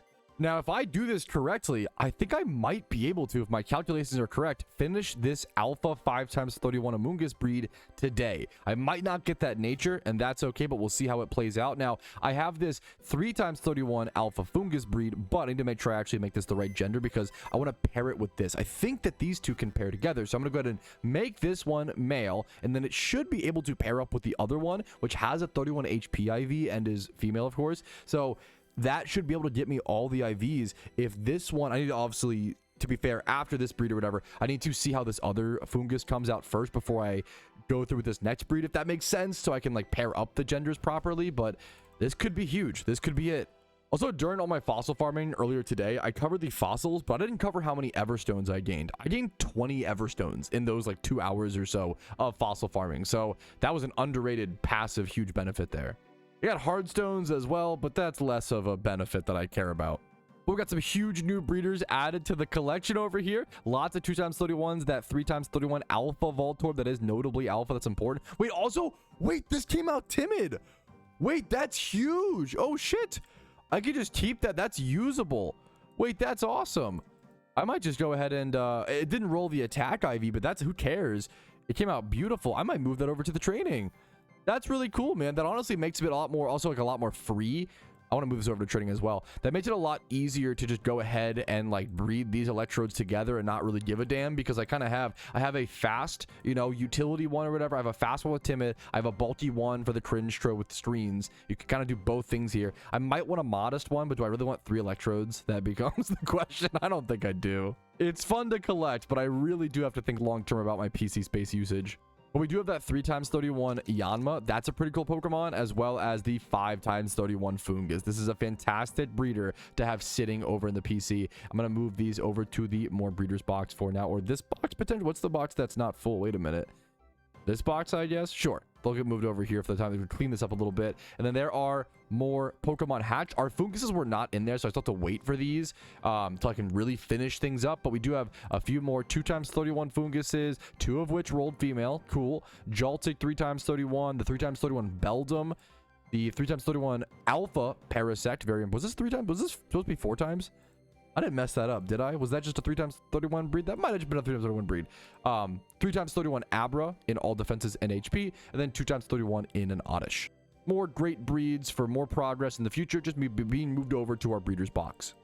I think the final goal will be ending up to look like clearing out this box. I think we could just clear out one more box. That would be fantastic. Having this box be empty for catch events, for the Lunar New Year event, and other things like that. And then having this box be dedicated to training, EV training Pokemon, and then some other, kind of like a halfway box for any sort of PVM Pokemon that can't fit, like halfway EV train Pokemon and XP training, halfway extra PVM Pokemon. I think it's fine to dedicate this box for that. And then this being another empty box, essentially. I think you need at least 1.5, ideally 2 empty boxes for catch events and the Lunar New Year event. You just, especially like during the Lunar New Year event, like recently with that Xmas event, I needed so much storage for the Swarm Pokemon on top of everything else. It was just way too much. One box was not enough. I only had about 1.5 PC spaces, boxes. It was not nearly enough. So I love to have 2 boxes heading into this next event. That's going to be the goal. 2 empty boxes heading into the Lunar New Year event. All right, those 2 Funguses hatched. Let's check them out over in the PC. All right, so I've got 3 Funguses / Amoonguses. They all look like this. This is the 4x31 one. It is female, so I'm going to breed these 2 together. This one's 3x31. This one's also 3x31, obviously. We're going to pair these up. This should create a 4x31 breeder. We need to make it male, and then we should be able to pair it up with this. So we're looking at a 5x31. Not like we've made plenty of 5x31 funguses. It's just another 5x31 fungus. You know, it's cool, but nothing crazy special. 5x31 alpha Amoongus. Very cool. Very cool. Very impressive. Not easy to do. A lot of long-term planning, a lot of calculations, a lot of preparation, and a lot of luck on those catches. Let's be fucking honest, right? So let's go ahead and get this male breed going. 4x31. I'm looking forward to this, man. I am looking forward to a beautiful, like, very, just, I don't know, this just screams to me peak Iron Man, like having that alpha Amoongus from all those catches during that event. Like, it's just from all the grinding during the event, man. It's all gonna pay off. We're gonna have all these cool permanent achievements on the account. I'm super excited, man. I'm super excited for this. It's still been less than a week at this point as I'm recording since the end of the Xmas event, and I'm gonna be honest, I've still been exhausted. I've still been cooked, you know, post that event. But this little breeding session, it's kind of inspired me. It's given me a little bit of life, a little bit of pep back into my step, let's say. All right, there's that final fungus hatch. I guess the final, you know, before the final. Let's do one more breed, fellas. This is it. The nature roll. The nature roll is gonna matter here a ton. This could save me. This could literally save me like 16 different breeders, 160,000 Pokeyen, just tons and tons of time, energy, and progress, or Pokeyen, I guess, if I can just get a nice, easy roll here. I'm not expecting that, though. We're not greedy around these parts. My account's been plenty lucky. I'm fully expecting to have to rebreed this in the future, and I'm very okay with that, which is why I'm putting it in a, making it a female, so I can rebreed it in the future if I need to. I'm going to put in a luxury ball, just for that extra little bit of good luck, and I love the Pokeball. And, other than that, I think that's it. We can just go ahead and click the breed button, and I'm looking for bold nature and relaxed. I think those are the two big ones. Let's go double check actually how Amoongus is doing in PvP. Bold, calm is, I already have a calm one, I think is the meme. I would like this one. I mean, bold, yeah, bold. Relax is fine. Relax is like low usage, but I would be fine with that at plus defense. Like, I just need plus defense. Bold or relaxed would be the best two natures. Not banking on it, but you know what? Little hope never hurt anybody. Let's see how it rolls out. I'll see you guys in the longest 6 minutes of all time. All right, it's all come down to this. A long night of breeding. It's finally time. We spent around 600,000 or so Pokeyen. Tons of Pokeyen. Probably some of the most in one breeding session on this. It's all come down to this 5x31 fungus breed. I have not checked it yet. This is like one of the biggest alphas of the Xmas event. Let's see how the... I mean, so... That's actually really good. I'm saying it's not bad, but it's actually really good. That's insane. Dude, the Iron Man luck is crazy. Obviously, I was hoping for a plus defense nature, but this is so good. I can't at all be upset about this. This is so fucking fantastic. Maybe I could even go like some weird assault gear Amoongus. I can't imagine that's that good, but it's tempting with that. It'd be so funny. Like Giga Drain, you know, shenanigans. That's really good, man. A usable nature, a really good usable nature. That's, dude. Once again, it's funny. I complain about, like, you know, not getting that great of vanities or whatever. Nature rolls, alpha, IVs. The Iron Man luck has been really insane on many things. A little funny on others, but that's just RNG. It gives and it takes. You gotta just be able to roll with the punches, which is, in my opinion, one of the most beautiful parts of PokeMMO is that certain parts of the game are out of your control, and all of the control you can do is grind and put in the work and the effort, you know? I think it's very similar to life, where it's a lot of, I'd say 50-50, you know? It's 50-50 hard work and effort and consistency, and then 50% luck. There is a lot of luck there, and you have to just give yourself those opportunities for luck. So I hope that I keep doing that, and keep Jimmy running, keep breeding, set up some breeds for tomorrow. But tomorrow, now that I spent a lot, you know, tonight, I did a lot of work tonight. I think tomorrow I'll give myself a little bit of grace. If I want to shiny hunt, I might do that. More fossil farming, because I'm honestly down to do. I have a lot of fossil farming to do, obviously. It's been nice to passively start working those numbers up. But whatever I want to do tomorrow, we can just have fun and make progress in many different ways on the Iron Man account. I'm excited to play tomorrow. But I'm gonna get some rest, and I'll see you guys for that stream. All right, Chad's getting me hyped up. Dude, much love to you as well, Iron. I love seeing fellow Ironman dudes succeed and pop off and grind. We're going to go ahead, pop an Amulet Quinn. I'm getting low. I spent a lot of Pokeyen last night off stream, did a ton of breeds, a few 5x31s. Really proud of all that progress. We're going to keep the train moving, eat our vegetables, get our gym rerun done. I'll see you guys in about an hour. We'll get our Pokeyen stack up, and I might do some shiny hunting today. Chad is getting me hyped up. They're linking me cool. Like this guy, somebody got a secret shiny Sheldon today. I love the idea of going for something rare, doing a single encounter shot. We're at 32,000 encounters. Doesn't really mean a whole lot, but we could do something fun. It's been so long. Like, I've done shunathons here and there. I'd love to I can't wait for post-event season, honestly, to just lock in on, like, proper shunts and stuff. I feel like that will be so fun on the Ironman account and build the collection here. I have the main account, but I love the idea of almost rebuilding a collection here on the Iron, and we'll see how it plays out, man. We'll see you today, hopefully with some rare shunting. All right. I'm ready to crank some tunes, head over to Route 210, and just single encounter hunt, do a little bit of shiny hunting, and see what happens. Sounds like a blast today, man. All right, fun fact, I'm really excited for this, dude. This is the first time I've single encounter shunted since they have fixed the lore bug. For those who don't know, previously this impacted a lot of single encounter shunters. If you single encounter shunted for at least an hour, you would almost always run into this bug. There was a really common bug where if your lore ended on the exact same step or around the exact same steps that you got a wild encounter, it would say like, oh, do you want to repop your lore? And you would click yes, and then you would leave the encounter and your lore wouldn't be repopped. So as a single encounter shunter, you had to like constantly manually check to see if your lures were popped. It was really annoying, as opposed to just like when you're a single encounter shunter for hundreds of hours, like you want to be able to just relax and run back and forth and just, you know, crank the encounters. So having to manually keep track was super annoying to see, oh, if the bug happened, if your lore had dropped. Apparently PokeMMO fixed this bug, and that, like, honestly, it was one of the #1 bugs in my opinion that I wanted to fix. It's not like a huge deal, but it was just annoying, right? And it happened a ton. So apparently that's fixed. I'm excited to see if it happens today, or if it feels how much better it feels. I'm excited, man. It'll be cool to finally shunt with that change. Alrighty, fellas, another beautiful day on the Ironman account. The sun shining in my face. I'm gonna pop my last amulet coin today. I can't remember the last time I've done that, so today is mostly gonna be a gym rerun to start things off on the Ironman account. No, tell me I didn't fuck up. Tell me I didn't. Okay, I was scared for a sec that I think I reinstalled strings. I was scared for a second that my timer wasn't reset or whatever. Oh Jesus. Okay, that's okay. We're fine.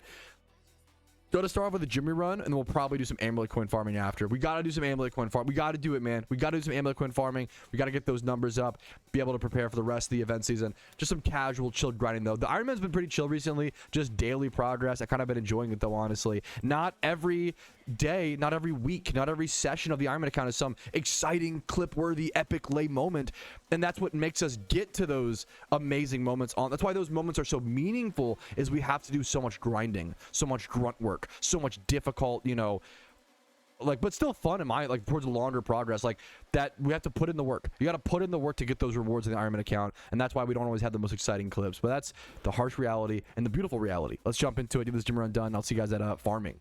Now, the one fun / exciting part of amulet coin farming is that I could get a shiny Ponyta or Meowth. The chances are, like, decently, you know, not that I'm at 32,000 encounters. Not that means a whole lot. I know that chat would love to see me get a Ponyta, you know, a third, fourth Ponyta. People love to see me get my least favorite shiny in Pokemon. That's always a blast. It's funny that I have to risk that to farm amulet coins. So there is that chance. And like there's a decent, like, doing time swipe hordes, like there's a lot of encounters, so there's always a decent chance with that. Now this brings up an interesting discussion in relation to Iron Man rules. Kurt said, I got a stupid shiny rock that during Everstone farm, I'm assuming a shiny Boulder, I assume. I can't even evolve because I need to trade evolve it. It's either Geodude or Graveler or Boulder, right? Dude, honestly, I've debated back and forth. I don't know the answer. I wouldn't shame an Iron Man. I don't think. It's really tough, though, because it's the same reason we have, like, the no trading rule at all for Pokedex, is it makes things more interesting. One could argue that it is okay to shiny trade evolve Pokemon on even on an Iron Man account. The problem is you lose out on the beauty of not the positives and negatives, I guess. The positives are obviously you have more control over the shinies you do get. Shinies are so rare in PokeMMO, like, it's really cool to be able to have that, you know, be able to use them, blah, blah, blah, right? Now, the negatives are you lose out on the idea of, like, shiny Gigalith or Golem being one of the rarest shinies on an Iron Man account. And I think it's really cool when something like a common shiny becomes rare on an Iron Man account because there's a different methodology to getting it, right? Without the ability to trade evolve Boulder, shiny Gigalith, the only way to get it on an Iron Man account is lore single encountering. So, like, or like other, I guess there's some uncommon spots and stuff, to be fair. So like that, you know, or these are rocks. Yeah, no, I think the main way would, yeah, these are all rocks, rock smashing and dust cloud. The main way would be Mistral and Cave loring, which is so crazy. Yeah, like, I think that's, And that's a tough, like, I think there's value there. There's value in common shinies becoming rare and interesting and unique. That's what the point of Iron Man mode is, to make things that may seem monotonous or otherwise uninteresting on a main account become very interesting and become very cool. And like, I have not really come to a conclusion on whether or not you should be able to trade shiny Evos. I would leave it up to the individual. That's the beauty of no official Iron Man mode, is like, technically you can operate by your own rules to some extent, and these rare niche outliers, I think it's up to the personal play, the other personal person, you know. I respect Kurt saying it's a boulder, he'll be bred or traded for prismatic pearls. I'm not trading. Good for you, man. I respect you a ton, holding strong to that. I think I'll do the same. I think is my goal. Hopefully I don't get a trade evo shot. I'm like, oh, actually guys, I'm gonna change my mind. That would be really lame. I think I'm gonna go ahead and stick to the same guns that you're gonna do and just not allow trade evolve and shinies. Because I think it makes things like Gigalith super interesting. It makes them single encounter hunts, you know. Golem, or even like things like Golem. I know Golem has a common single encounter spot, right? But the idea of you having to, let's see, actually, well, it's a rock smash. Golem also might be grass lord. No, because all these are rock smash. Golem is also like, the best way to shun it would be, yeah, it makes shiny Golem and Gigalith like rares, which is super interesting. It's so that's kind of cool, you know. Like, I think that's the beauty of the Iron Man account. So I'm gonna stick with you, Kurt. I'm gonna go ahead and officially say I'm not gonna do any trade evolving for shinies, but I wouldn't call someone not an Iron Man account for doing that, if that makes sense. That's one of those looser ones, right?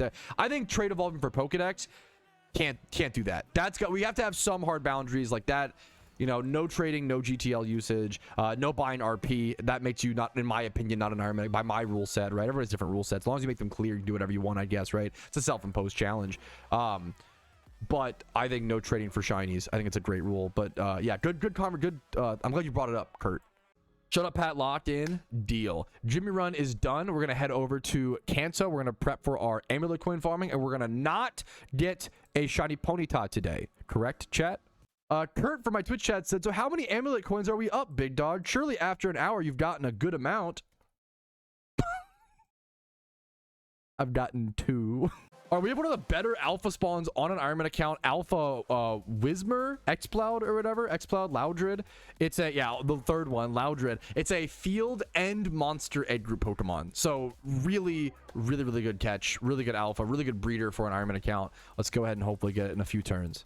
All right, there is our alpha catch. Turn 14, pretty easy, not too bad, honestly. Sassy nature, 2x31 in attack and defense. Good placement on a female breeder. Totally happy with that.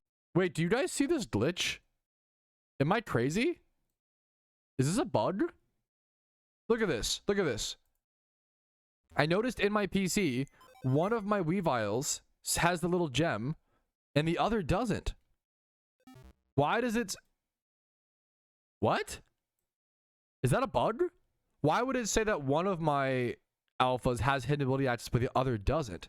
The only way to have an alpha without hidden ability access is to use prismatic pearls to suck it off. No, it's not bug type, it's dark ice, hardy, hard. But also, look, it has hidden ability access. I assume it's just a visual bug, obviously, because we see the pickpocket. But like, that's so weird. I think it's just a bug. I assume a visual bug, but I think it's a bug. Alrighty, post-stream Iron Trowski here. I farmed Amulet coins today for about 3 hours, very casually today on stream. It was a really fun stream today. A lot of fun conversation, a lot of yapping, not a whole lot of efficient PokeMMO gameplay, and that's okay. We farmed for about 3 hours and got a whopping 7 Amulet coins. Not great, man. This is definitely one of the harder activities on the Iron Man account, but hey, when you think about it like this. It's all perspective, okay? 3 hours of grinding for a week's worth of Amulet coins. Still amazing. You know, is it tough? Is it difficult? Yes. Kind of slow, kind of, you know, a little monotonous. Even for someone, I love monotonous activities, but that's a little much for me. The Amulet coin farming, not a huge fan. Could be worse. We're stocked up for a week. Alrighty, fellas, it is super late. It's a little bit past 1 a.m. I am very tired, but I had to record a clip as this is a huge step in the right direction for the PC space on the Iron Man account. Look at all these breeds. I'm gonna do these tomorrow. I'm too tired to even like focus and lock in and stumble over my words and figure out what needs to be what gender, what, you know, I need to figure things out. I'm gonna just wait for tomorrow for these breeds, but I have a ton of breeds, almost 20 breeds prepared. I mean, what's the math on that? I think it's 20k per breed. It's 10. I think this is like 400,000 Pokeyen or so, almost, not quite, around 400k Pokeyen worth of breeds. And then also down here, this is the big thing. This is the revolutionary step, a huge step on the account. I'm going to be releasing all 18 of these Pokemon.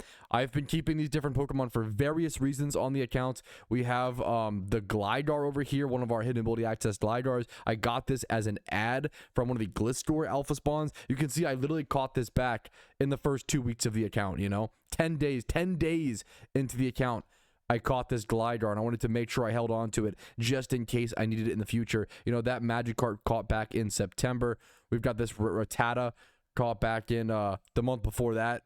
We got this Ghastly back in October. You know, I think this Snubble I literally bred. I bred this. I bred it up to be 20 plus in every stat, all the physical stats, but it has no nature. And I'm at the point where I don't think I'll be breeding a Pokemon with these stats anymore. I think we have so many 31s, and it's really the event. Like, I think that the event season propelled us so much. It propelled us out of the 20 plus Stone Age. You know, we're kind of in the Iron Age of 25 plus stuff I'm still keeping. There are still Pokemon in my boxes without 31s. Like, for example, this Parasect, it's adamant nature. It's 20 plus in every physical. It's like it's missing this Bidef, to be fair.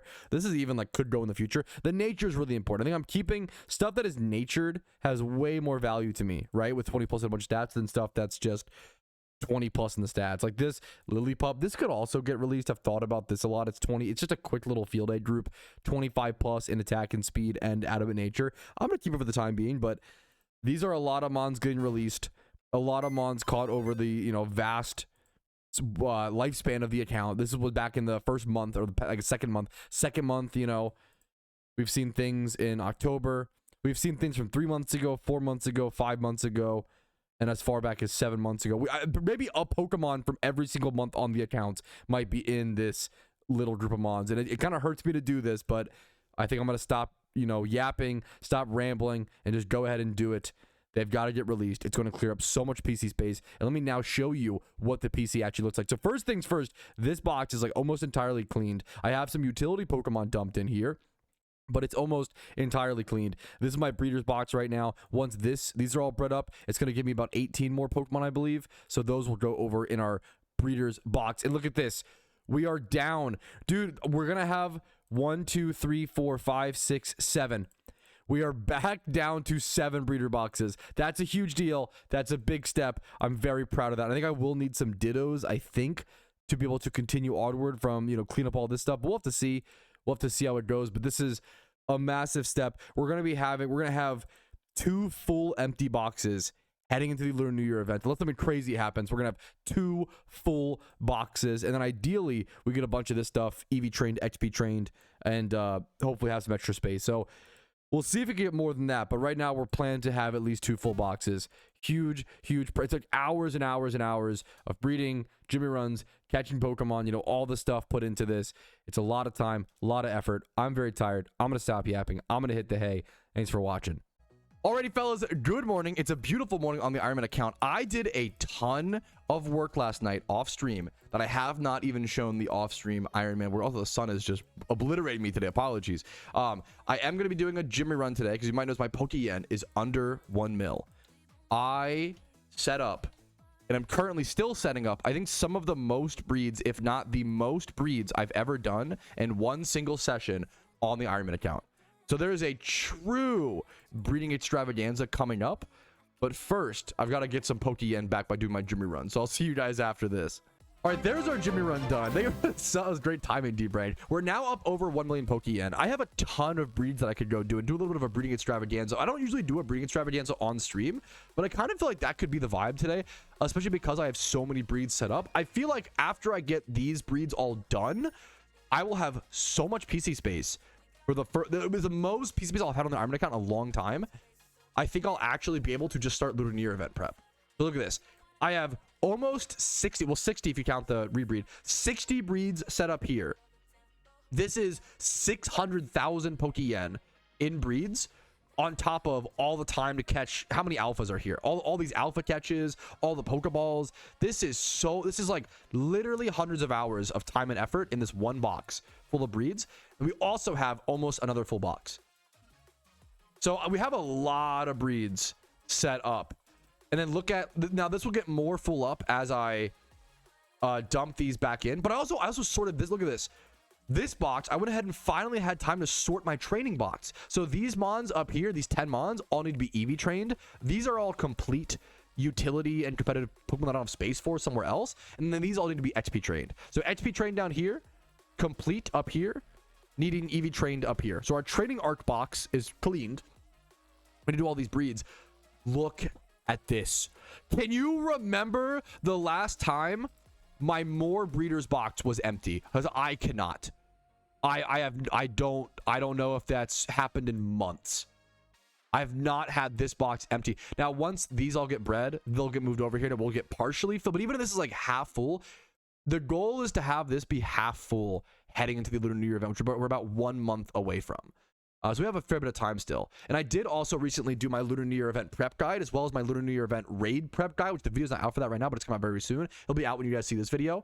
And with that, I have a list of 30 Pokemon, as well as like 10 or so items that I can compare, cross-reference my Ironman account to see what raid mons I'm missing. I'm missing at least one, I think, but I'm missing very few. I might already have most of the raid mons ready for the Lunar New Year event. So we might already be, because we prepared for Halloween and Christmas, we might already basically be prepared for Lunar New Year. So I am excited for that.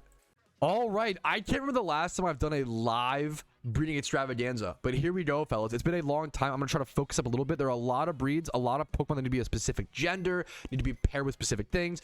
I'm gonna go ahead and start with this Cloyster breed. This Cloyster is Alpha Cloyster and Alpha Cronont. This is an important breed because it's actually transferring Water C stats to the Water A egg group, which is a much better egg group. Water C and Water B, probably the two worst egg groups in PokeMMO. They're just so specific. There are very few Pokemon in those egg groups. So being able to make this male, transfer these stats over, get a 3x31 in the Water A egg group, and then after this is hatched, I plan to pair it with the Corsola to the right of it. That's why if you ever see a breed in my boxes with a space above it like this Corsola, I'm gonna pair, it says it's nicknamed pair with, I'm gonna pair that with the baby that this comes out as. So that will be a 4x31 Water A group breeder here in a quick sec. But let's go ahead and go through. I think I've named everything that needs to be named correctly, but I'm gonna go through these nice and slow because I just don't want to make any mistakes here. You know, I think I spent 6 hours. That's actually disgusting to say out loud, but I think it's true.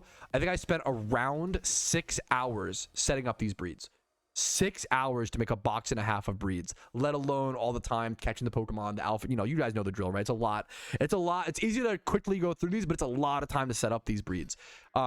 This is a Deerling breed from my Xmas event Sawsbuck raids. This is important to like keep in mind. This is a Xmas event only alpha, I believe, so I want to be careful with this and not use it as a breeder. I probably want to go ahead and make this female. Any like event specific alphas I probably should always make female, so we're gonna remember to do that really quick.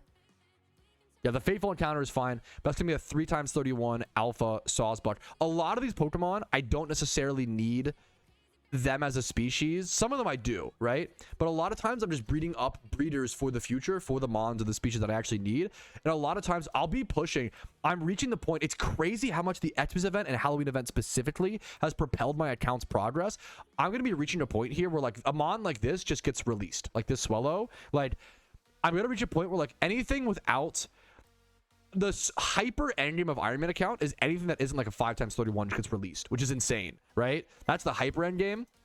But first, we need to get to like anything that's not like 2x31, 20 plus, and the other stats. Like that gets released, right? So we'll just slowly upgrade over time. This is just a monster in field egg group breeder, a fantastic breeder. Male, we can just randomly roll gender here. Shouldn't matter. Another alpha breed. Trying to keep alphas. You don't need to do that a lot on the Iron Man account, but it's just for the fun. And there are certain breeds. Like I have a 5 times or a 4 times 31 Eevee that I've been trying to keep in alpha. There are certain little special breeds you'll do, right? Here's a Goldeen. This is in the water, is a water A, water B, so a lesser egg group. Water B egg group, 2 times 31, just a simple breed. You're going to see a lot of these simple breeds. Simple breeds I won't spend too much time talking about because there's not a whole lot to talk about there. If they're just a 2 times 31 breed in the egg group. But this is a, yeah, something, wait a minute, something got moved or is incorrect here. Let's figure out what happened here. I know what happened. This Love Disc is meant to be paired with that Goldeen. Okay, I'm gonna nickname this. And then I figured out what happened. This is meant to be paired with the Goldeen after that breed happens. Oh, so I should have bred it as specific. I already made one mistake, but that was an okay mistake. I already did make one mistake, but you know what? If I'm gonna make a mistake like that, it's okay. This Sand Slash, I was just an alpha one that I caught off camera. We're gonna move this over to our breeder's box. This is an alpha catch, 2 times 31 attack and speed. We gotta slow down. We already made one mistake. Let's slow down even more. Next up, 2 Patrats. This is a 3 times 31 in attack, speed, def, and speed. Field egg group can be any general. Randomly roll that. Next up, field egg group. 3 times 31 in HP defense. Some of the best stats you want to see: HP defense and speed def on a alpha Wooper or Quagsire. Honestly, I like the idea of making this female because I really do. Also, that's on a randomly roll though. I really do want a good unaware Quagsire. Very important hit ability. Would be cool to keep it alpha, but if not, it's okay. This could even randomly roll. Like if this attack medium or high rolls, and then the nature rolls like bold or relaxed, and this could be actually usable from the get-go. I'm gonna put an electric ball just in case. This could just straight up roll usable from, you know, this one, which would be crazy from this one breed. What's next? Next is Rattata and Zigzagoon. Simple 3 times 31 field. We're getting those numbers as well. We used to have so many 1 times 31s and 2 times 31s on the Ironman account, and we are upping those numbers. A lot of 3 times 31s and 4 times 31s now. It's crazy. Pre the Christmas event and post Christmas event, how many more 4 times and 5 times 31s I have. It's so insane. Okay, next up, Misdrevious breed, 3 times. I think like pairings. Let's double check. I do want to double. Usually I have it pretty obvious, but I don't think that these are pairing yet. Well, maybe these are both Chaos Age. Let's double check. So this would be if to make sure they line up. A lot of breeding on an Ironman account is like a puzzle. So this is going to be 31 speed, defense, and then special defense. Speed, defense, defense. These are defense, speed. I think that these could match. Defense, speed, and attack. I think that these match. So I actually do. I didn't name them properly, but I'm gonna go ahead and make this one. What egg groups are they? Let's go check. Are they both just chaos only? I do want to make one of these male and one female to make sure they pair up. They should be able to pair. Chaos. This isn't a dual egg group. Just chaos. Okay. So the Misdrevious, I'm going to go ahead and make male. Wait, did I make that? Wait, did I make that male or female? No, not the Iron Man memory. Oh, no, no, no. Thank fuck for recordings. I said that I'm going to go ahead and make it male, the Misdrevious, and I made it female. So I said one thing, did the other. Glad I went back and double checked. The problem is I should have made it male because breeding up a Drifblim would be fantastic, but that's okay. We're going to make this as a breeder. We're going to go ahead and match this up as a male. That will match our Misdrevious. We should be able to continue that breed from there. Next up, simple flying age, field age group. I always think water A and flying age group breeder, 2 times 31. I'm assuming no pairing, but now I need to like double check because I did not put enough. Yeah, this should be fine. Just a simple 2 times. I always think Delibird is in a flying age group, but it's not. It's a penguin. You know, it can't really fly. We'll get that breed going. Here's a simple breed, 2 times 31 field age group, utilizing our Xmas Delibirds that had good stats. Next up, Seal and Pooch. Water A and field, but becoming a field only, which is a little bit rough, but still worth it for a 3 times 31 breed. We'll go ahead and randomly roll the gender on that. It should not matter how that comes out. 3 times 31. Next up, a 2 times 31 field A group. Nothing special. Just going to crank through that one. Now, this is kind of a cool one. This utilizes a Pikachu, which is in the field and fairy egg group, with an Arbok, which is in the field and dragon egg group. So I'm transferring, essentially. I'm making it come out as an Ekans. I'm essentially able to transfer the stats from a field age group breeder over to the dragon age group breeder. So field age group, very common age group. Dragon, still somewhat common, a little bit more rare, a little bit more valuable. Really happy to have this as a dragon breeder instead of field fairy. Next up, this is actually one of the bigger breeds out of the bunch. Alpha Tangela. I want to make sure to make this female so I can breed up into an alpha competitive Tangrowth. This is a big one where like the nature really matters here. It's 31 HP, 31 speed, 31 speed def, and then 20 plus in all the stats that it needs. I would love to see this thing roll bold or relaxed. I'm not sure. Let's go double check at your PvP statistics and see what do you want your Tangrowth to be right now. Relaxed, sassy, bold. Yeah, exactly. Modest, I'd be fine with. I would rock him. It'd be fun to try that. Made sure this is female. You want to keep the species, the Tangela. That's super important here. I'm gonna put it in a luxury ball as well. I like to do it just in case. It's fun. A little bit, not worth the cost, but it's not too expensive. It's a fun thing to go ahead and do. There's the Tangela egg. I'm gonna go ahead and we do have 2 eggs that hatched, one of which is that crab breeder that needs to be paired up with the Corsola. I'll have to go buy the right braces really quick, but these 2 will pair up here for a nice breeder. I want to make sure I remember to do that before I forget, right? The cool part about streaming this as well, it's a very low chance obviously, but I'm a little bit barely dry. There's just a chance that we randomly hatch a shiny. And to have that hatch animation on stream, I'd have it on a recording regardless, but to have it on stream is a very different thing. It's my dream to one day hatch a shiny on stream. That would be such an amazing, that would be a bucket list goal for me for sure. We are the luckiest Iron Man in the world because our Goldeen did roll the correct gender. Whew, that was our one mistake we've made so far, and it got worked out because we're just so lucky. That was amazing. We're gonna put an HP brace on that to match up with our love disc. All right, here we go. It worked out pretty well. Here is our Corfish and our Corsola coming out 4 times 31 in the Water AA group. Really good breeder here. That can roll whatever gender, I believe. I think it's fine. I could arguably make it male, but I think it's fine to go ahead and let that one roll. And then next up are 3 times 31 Water B Pokemon, our Goldeen. That can come out either gender. And we're going to continue on with what's going on in our box. So what we got left now? We got Diglett over here, just a 3 times 31 in Spatak field egg group. Not an amazing stat, but like we have so many of these. So like, I would love to get 5 times 31s Typhlosions one day. Like one day I will upgrade to that. So like it's just because I have the resources and it's fun to do. A lot of the Iron Man endgame becomes completionist in that way. 3 times 31 Chaos egg group breeders, but def, speed, defense. I think a lot of the beauty is just showing like also utilizing an Xmas event Pokemon here as a breeder. I just can't keep. I don't need every single hidden ability Spiritomb, right? I'm okay with using some as breeders the same way I'm using this. Like a lot of breeders here from the Halloween and Xmas event, man, still cleaning up from the Halloween to some extent, right? Like 3 times 31 Chaos egg group with these stats, 3 times 31 in Spatak speed and Spadef. Really good stat placements for a Chaos egg group breeder. That's gonna be fantastic.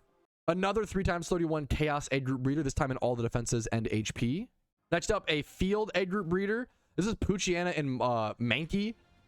Getting some good stats on this. This will be 2 times 31 and then 20 plus and almost every stat there as well. That can come out. Maybe it could be. I'm gonna get whatever. We can always make Pokemon to pair with these in the future.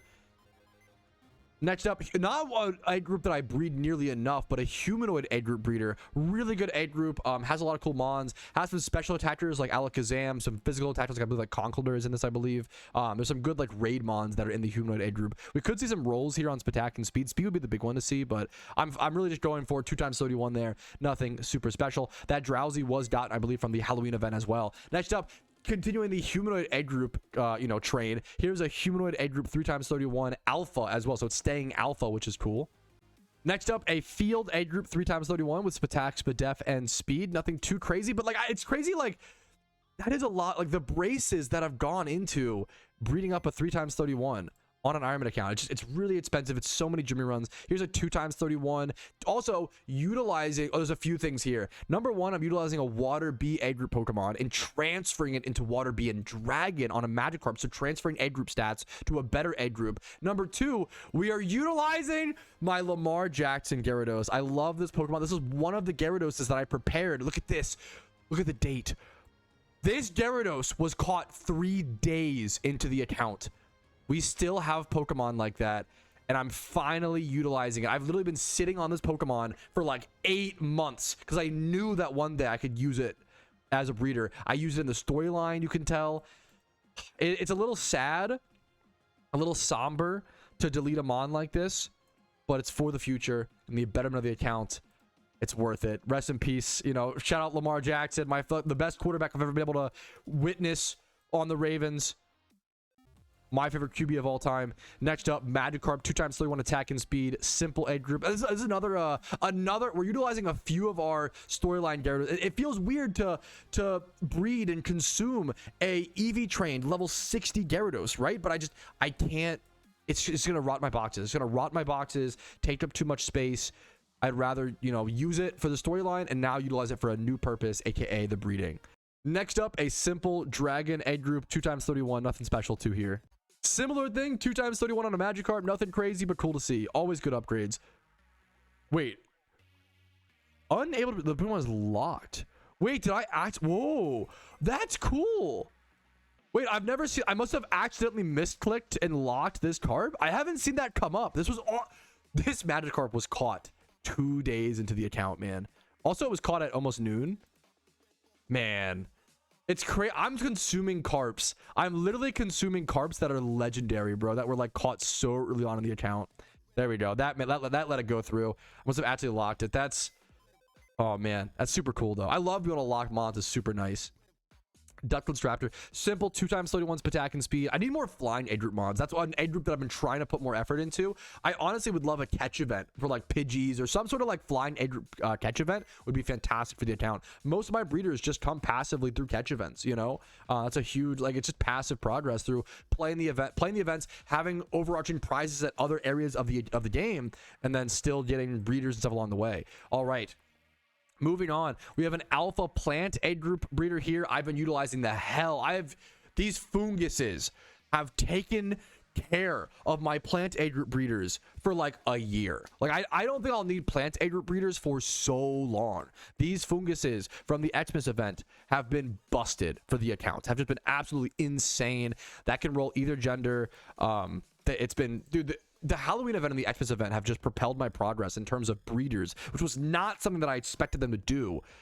They propelled that progress tremendously. It's been absolutely insane. All right, I'm gonna keep them like this so I can actually have all the ones that hatch go over here, so I don't mix them up over here.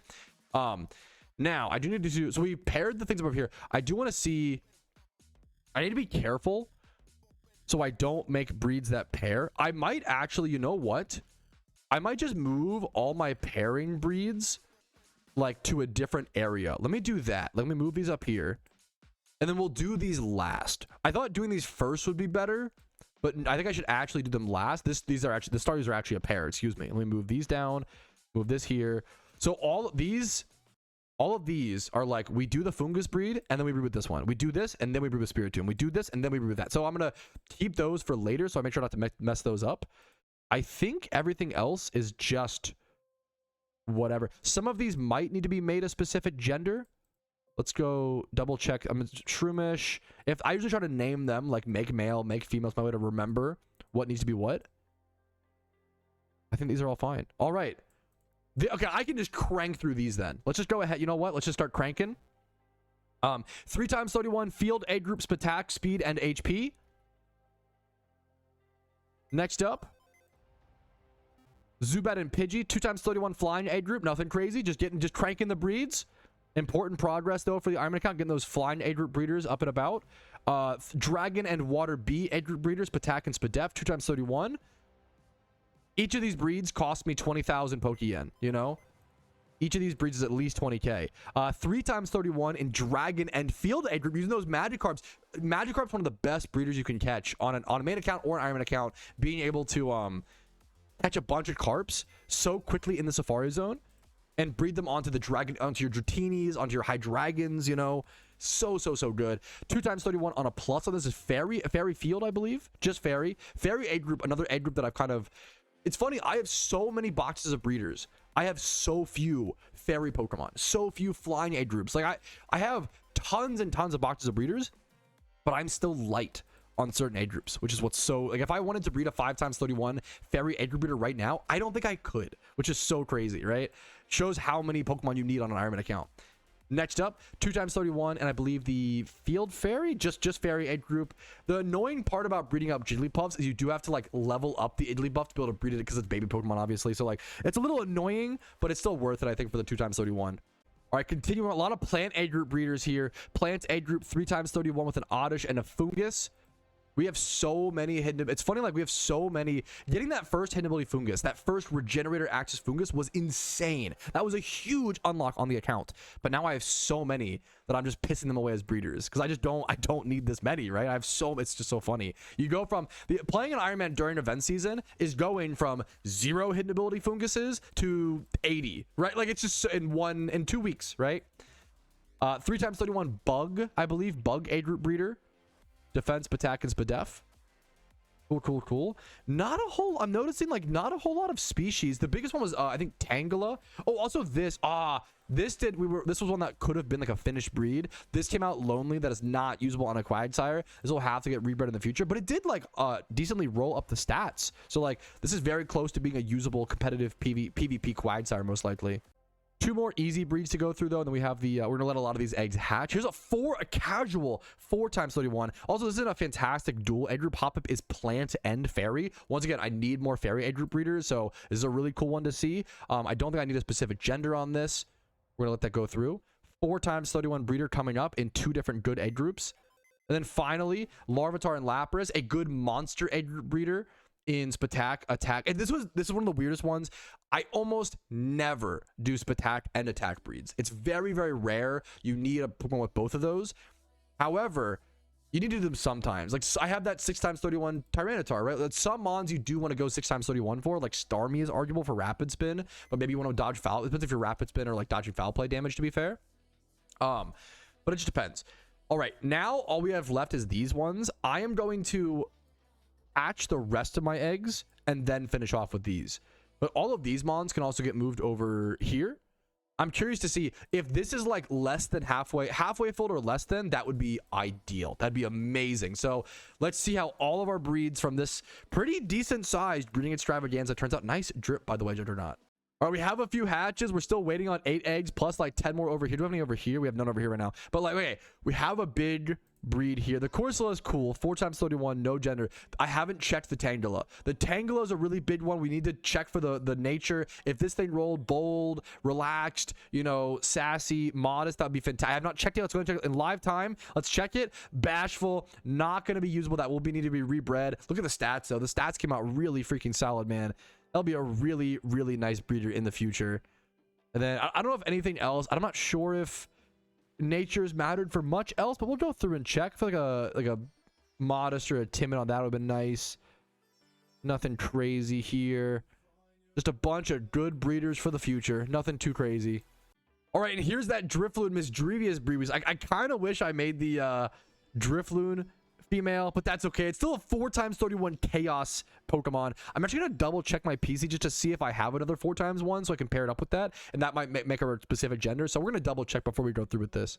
All right, and there were no 4x31 chaos age group mons in my boxes, so this can come out whatever gender. It's totally fine either way. Go ahead and get that going. That's a big breeder. A lot of 4x31s now on the account, man. It's great. Only the holiday progress has been insane. All right, we're almost done. We had all of our eggs hatch. We have a lot of cool Pokemon here, except for these few breeds. I do want to go through these once again very like slowly and carefully to make sure I breed them as the right genders and make sure I pair them up correctly. The Staryu is the easiest one, so we'll start with that because there's no gender to select there. It's literally only, you know, Staryu's genderless. So, and we are doing an attack breed Staryu, which is kind of funny, but I do want to start working towards a 6x31 Starmie at some point. So it also just clears up PC space. All of these breeds clear up PC space, and that's one of the most important things when breeding on an Ironman account. Is just the PC space is so freaking huge. Okay, so we'll pair together. Next up, we need to make this female so we can pair it with the Spirit Tomb to the right, and that's gonna give us a 4x31 Chaos Aid group. So that's huge. There we go. We're almost back down to 1,000,000 Pokeyen. We use, you know, it's a lot of Pokeyen of these breeds. This one needs to be female to breed with our, oh, here's a 5x31 breed. Well, 4x, and we'll pair it in a quick sec. Just a casual, we're at this point on the Iron Man, just a casual 5x31 breed coming through with this. All right, and then here's our 3 final breeds. We are staying just barely above 1 million Pokeyen today. Really happy to see that. Here's our Chaos A group 4x31 breeder. I already double checked. There are no 4x31s I have in my. Well, wait a minute. I just bred. Oh, I might have a 5x31 Chaos breeder actually. I just bred a 4x31 Chaos A group Pokemon. Let's see if these can pair up. That would actually be sick. That would be so cool. So I just bred this Misdrevious, right? It's missing HP. Does the other one have HP is the question. It does. Okay, so we're okay. Beautiful. We got another breed after this then. Huge. Okay, we're gonna get the Misdrevious. That's female. So we're gonna make sure we go ahead and make this Spirit Tomb breed. Make this male to match with the Misdrevious. That's gonna be a 5x31 Chaos A group breeder, dude. Fucking hell. That's awesome, actually. That's so sick. Hell yeah. All right. Multiple 5x31s in one breeding extravaganza. Who would have thought the day would come, dude? That's so crazy. Staryu's an easy one. 3x31 in attacks and speed, kind of wonky, but you know what? Gotta get that 6x31 Staryu going somehow. And then finally, the Fungus breed. This is a 5x31. We're gonna make this male, make it a breeder. It could randomly roll a usable nature and be a. But I have so many Amoonguses at this point. Like, I'm chilling, you know. We're gonna go 5x31. Plant A group breeder here, make it male so we can put those stats onto another more powerful Pokemon, another powerful species that we have less, you know, breeds on. Anyways, here's another 5x31 breed on the Ironman account. I'm gonna make it male to make it as a breed. I don't really care too much for like a Miss Magius breed, to be fair, but it is, dude, it's crazy how far this account has come. I want to go count right now how many 5x. I'm guessing that I have five 5x31s would blow my mind. I think I have around that, but I don't know for sure. Let's go check our boxes. And I have 1 hatching right now, so that'll add 1 to the number. Let's see. 1 Fungus, that's 1. 2, the Tyranitar, that's 3. 4, no nature though. Wait, I have way more than I realize. 5, 6, 7, 8. I can't count on one hand. 9, 10. Does the legendary count? Sure. 10, 11, 12, 13. I have 14. Okay, 3 are legendaries, so keep that in mind. I have plus the Misdrevious. I have 15. I have 15 5x31s on the account now. I thought I had like 5. Now, if you don't count legendaries, it's like 12. Keep that in. That is an important difference, but that's crazy, dude. What? And there it is, man. There's our 5x31 Chaos A group breeder. Came out with whatever nature, so that's fine. It's a breeder, that's fine. A Misdrevious, man. It's crazy. We made a lot of progress in this episode, and I think we're nearing the end of Iron Man episode 28. All of these breeders get moved over to these boxes. I want to move over here first. And then hopefully, is it going to be like 30 exactly? Let's see. 32. I would love for this to be 30 or less, but that's still, dude. When I started this episode, I was overflowing. Also, this box. Wait, this box is like empty. I cleaned like 2.5 boxes of breeders this episode. Something ridiculous. These can all go either in my account box. I think this is full though, or over, just over here. I'm really proud, dude. 2 empty boxes. It's been a long time since I've seen that. Now I am getting lower on Pokeyen, but I have to go do something kind of funny. Okay, I have to go spend down even more. There's one more thing I have to do. This whole Iron Man episode has been about preparing for the Lunar New Year event prep, and the Lunar New Year event prep starts tomorrow. Okay, that starts tomorrow. But I do have one thing that I have to do before we start the Lunar New Year event prep. I finally have processed everything from both Xmas and Halloween. You know, I finally can begin the Lunar New Year event prep. And to be fair, I don't think there will be that much Lunar New Year event prep. I think I have very, very little to do, thankfully, because I spent so much time and energy preparing for Xmas and Halloween, right? So, but first things first, I have to go spend a ton of Pokeyen on Pokeballs, man. The Xmas event drained my Pokeballs. It's crazy. I think I went from like 300, like I had like 300 quick balls, 300 like dust balls. Everything is just obliterated. So I have to buy a ton more of these. Net balls, I'm down to under 100. I'll buy like 60 more net balls. That's 80k. Nest balls, I'll go ahead and buy 230. That's 230k. Oh my goodness. Dust balls, I need a ton of these. I need like 300. That's 400. Watch this. Watch. Oh my god. Oh my goodness. Okay. Woo, I'm running low, boys, but it's got to, you know, I need about 106 of these, maybe. Not 206. 106. I am just spending that. Yeah, bye yen. Bye all the gym reruns. Timer balls, I'm even down under 100. I haven't been under 100 timer balls in a really long time. Oh, do I do this? Is this even is this worth it? Let's for now, I should denote that I need to buy more time. This is not enough. Am I also low on repeat balls? No, thankfully I do have repeat balls, so I can go ditto farm if I want to. That's a good thing to be able to go do. Timer balls, I'm just gonna buy like 4 for now to have it at an even 100. I will have to buy more of those in the future. Timer balls will have to get stocked up on. That's a really important one. I'm gonna leave myself with 138k for now. That is insane. I have not been this low in a very, very long time. And from now until the Lunar New Year event, which is around February 17th, for those who don't know, it's just going to be gym reruns, raid Pokemon, fully getting items, fully making sure that I'm ready to tackle every part of that event and all the content. And I can't wait to see you guys with that adventure starting very, very soon. Alrighty, but thus brings us to the end of episode 28 of the PokeMMO Iron Man series. Kind of a weird one, a strange out of the norm episode, but you know what? Sometimes out of the norm is good. Also, okay, I just got a shout out.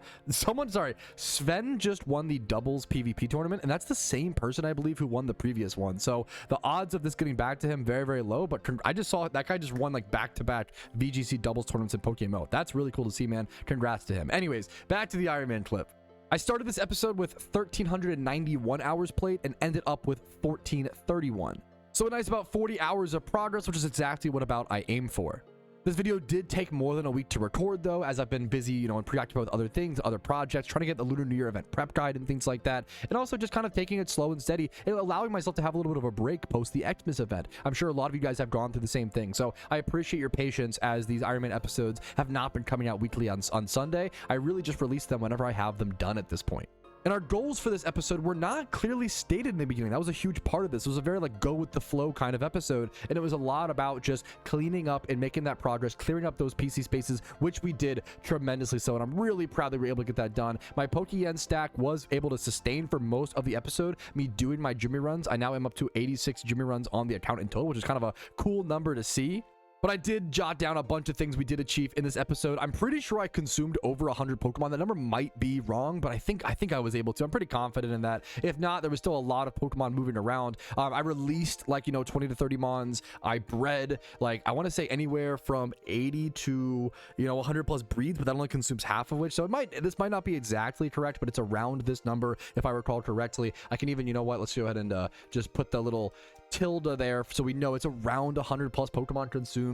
A lot of progress was made with that. That was the whole point, right? I was able to clear up 2.5 empty PC boxes. I spent a lot of time just organizing my boxes and getting that training box actually only full of Pokemon that needed to be EV trained and not full of breeders the way it was. I stocked up on all my Pokeballs. I have a ton of Dusk Balls and Quick Balls and things like that heading into the next event, which is crucial. I still need to buy Timer Balls, but I still have 100 of those, so I'm fine for the time being. We did get a new Voltorb UT. We didn't get too many new UTs in terms of Pokemon ready to be EV trained up and used in this episode. We did a fair bit of that in the Xmas episodes, but we did obviously do a bunch of breeds. As you can see here, I now have 15 5x31 Pokemon in my boxes. That was the craziest goal I think achieved in this episode. I actually scrolled up on my notepad document and I did have having 10 5x31 Pokemon as a tier 3 goal. So we did actually complete technically a tier 3 goal in this episode. I haven't really shown you guys my main goals. The way that we've started to track goals in this series has really changed a lot. Especially during the holiday episodes, there's just so many other like temporary time limited priorities, right? But here is our old goal list. If you aren't familiar, it is at the top of this big notepad document that I have. So I still have all this information. I still do check on it every so often. We have our repeatable goals, our tier 1 goals, our tier 2 goals. We did achieve some of these recently that I actually did go ahead and actually adjust. For example, one of our tier 2, we had like a tier 1 goal of getting a heat rock. We did that in episode, I believe, 26 for the Xmas event, as well as with we had like another tier 2 goal. The tier 3 goal we just completed was the 15 5x31s. And then, yes, this was a tier 2 goal to learn PP Max crafting, which we did recently in one of the Xmas episodes as well. So I did go ahead and copy and paste and delete some of those goals up here as those were completed. We still have our tier 3 goals. I want to just go ahead and show you guys. This is like a good episode to show you guys what we've done so far and how we've changed. We used to just, remember, we used to just have a completed goals list that looked like this in the early parts of the episode. And it was just a long, look at all we've done. I think doing a like, in the final episode of the series, I think going through and really smelling the roses, and look at this, like doing 5 Jimmy runs was a goal, you know, like trading up the Corsola. Like there are so many cool, look at this, like, we've done so much, man. We've come so far on the account. I could just stroll forever. And then eventually, once we reached episode 17, we started tracking things a bit more specifically. We learned how to organize our goals. We got better at organizing our goals, you know, at a certain point, which is really cool. And now we have the breakdown per episode of hours played and all the goals achieved. This is a really, I can't recommend enough. Keep track of your PokeMMO progress in some way, whether it's videos, live streams, notepad documents. Like, being able to look back and really see how much you've achieved is such a beautiful thing to remind you of the work you're putting in. I know I'm rambling at this point, and I've said this before, but so much of this series is meant to remind you guys how much work you put in, whether it's with PokeMMO or your real life. So many of us go to work, come home, go to the gym, come home, cook dinner. You know, we do all these things and we view it as, oh, just another day, but that's not true. That's not just another day. You're working really hard. You're making tons of progress, and sometimes you don't realize it because you're so used to those patterns and those habits that it takes physically writing them down and seeing them to realize how amazing you are doing. But let's go ahead and stop rambling and our little, our little philosophy spiel for the day and our little positive reminders and just jump into our goals completed. We did get up to 86 Jimmy runs done. We had that pretty consistently doing them. A big one is we got 5 Dusclops and Dusknoirs, EV Train and XP Train. We prepped and learned more fossil farming and really made a plan long term for the Shiny Wars coming up, quote unquote, in like 7 months in 2026. And I did farm 7. I just plopped that down. 7 Amulet coins farmed. That took like 3 hours. So you know what? I think that's deserving of a spot. And I am ending, I'm trying to track how many encounters I do end on every episode, so we're ending this one at 33,662 encounters. But really, overall, just a nice chill breeding extravaganza progress type episode, one that needed to be done, needed to happen, and now we can finally prepare. This was the preparation for the preparation. Now next episode we can prepare for the Lunar New Year event, but honestly I have an inkling that I'm not going to have a whole lot to do, which is kind of fun and exciting, because then I can just rest, chill, shiny hunt, maybe do like the claw machine, do things that I want to do until the Lunar New Year event is here, and then we can just go all in on that and really focus our energy into that Lunar New Year event coming up in about a month or so. But that is it for me. I cannot thank you guys enough for watching another episode of the Iron Man account. I love making this series, so I'm honored when any of you guys watch. It's just such a fun time. Hopefully it encourages you, it inspires you, it helps you play your own Iron Man account or your own PokeMMO account, whatever it may be. Like the video if you enjoyed it. That means, though, if you made it to this point, surely the video deserves a like, right? Maybe a dislike if you hate watch. I don't know. Subscribe for daily PokeMMO videos every single day. I do upload every single day, and I stream on Twitch my live Iron Man progress Monday through Thursday at 12 p.m. ET. Discord is down below if you're interested in that, want some help with the game, and if you want to go above and beyond and support the content, YouTube memberships, Twitch Primes, Twitch subs, and PayPal and Venmo donations really do keep the lights on. Only do it if you can afford it and if my content has given you enough hours of entertainment to be worth it to you. But with that being said, I will see you guys next time for the Lunar New Year event prep. Have a great day, and peace, Reno. I'll see you guys later. Bye. Yo, what's up? Patrouski here. I wanted to take this second to say thank you so much for watching the entire video. It is thanks to people like you I'm able to make the content that I do, as well as everybody whose name is listed here. That's it for me. Have a fantastic day.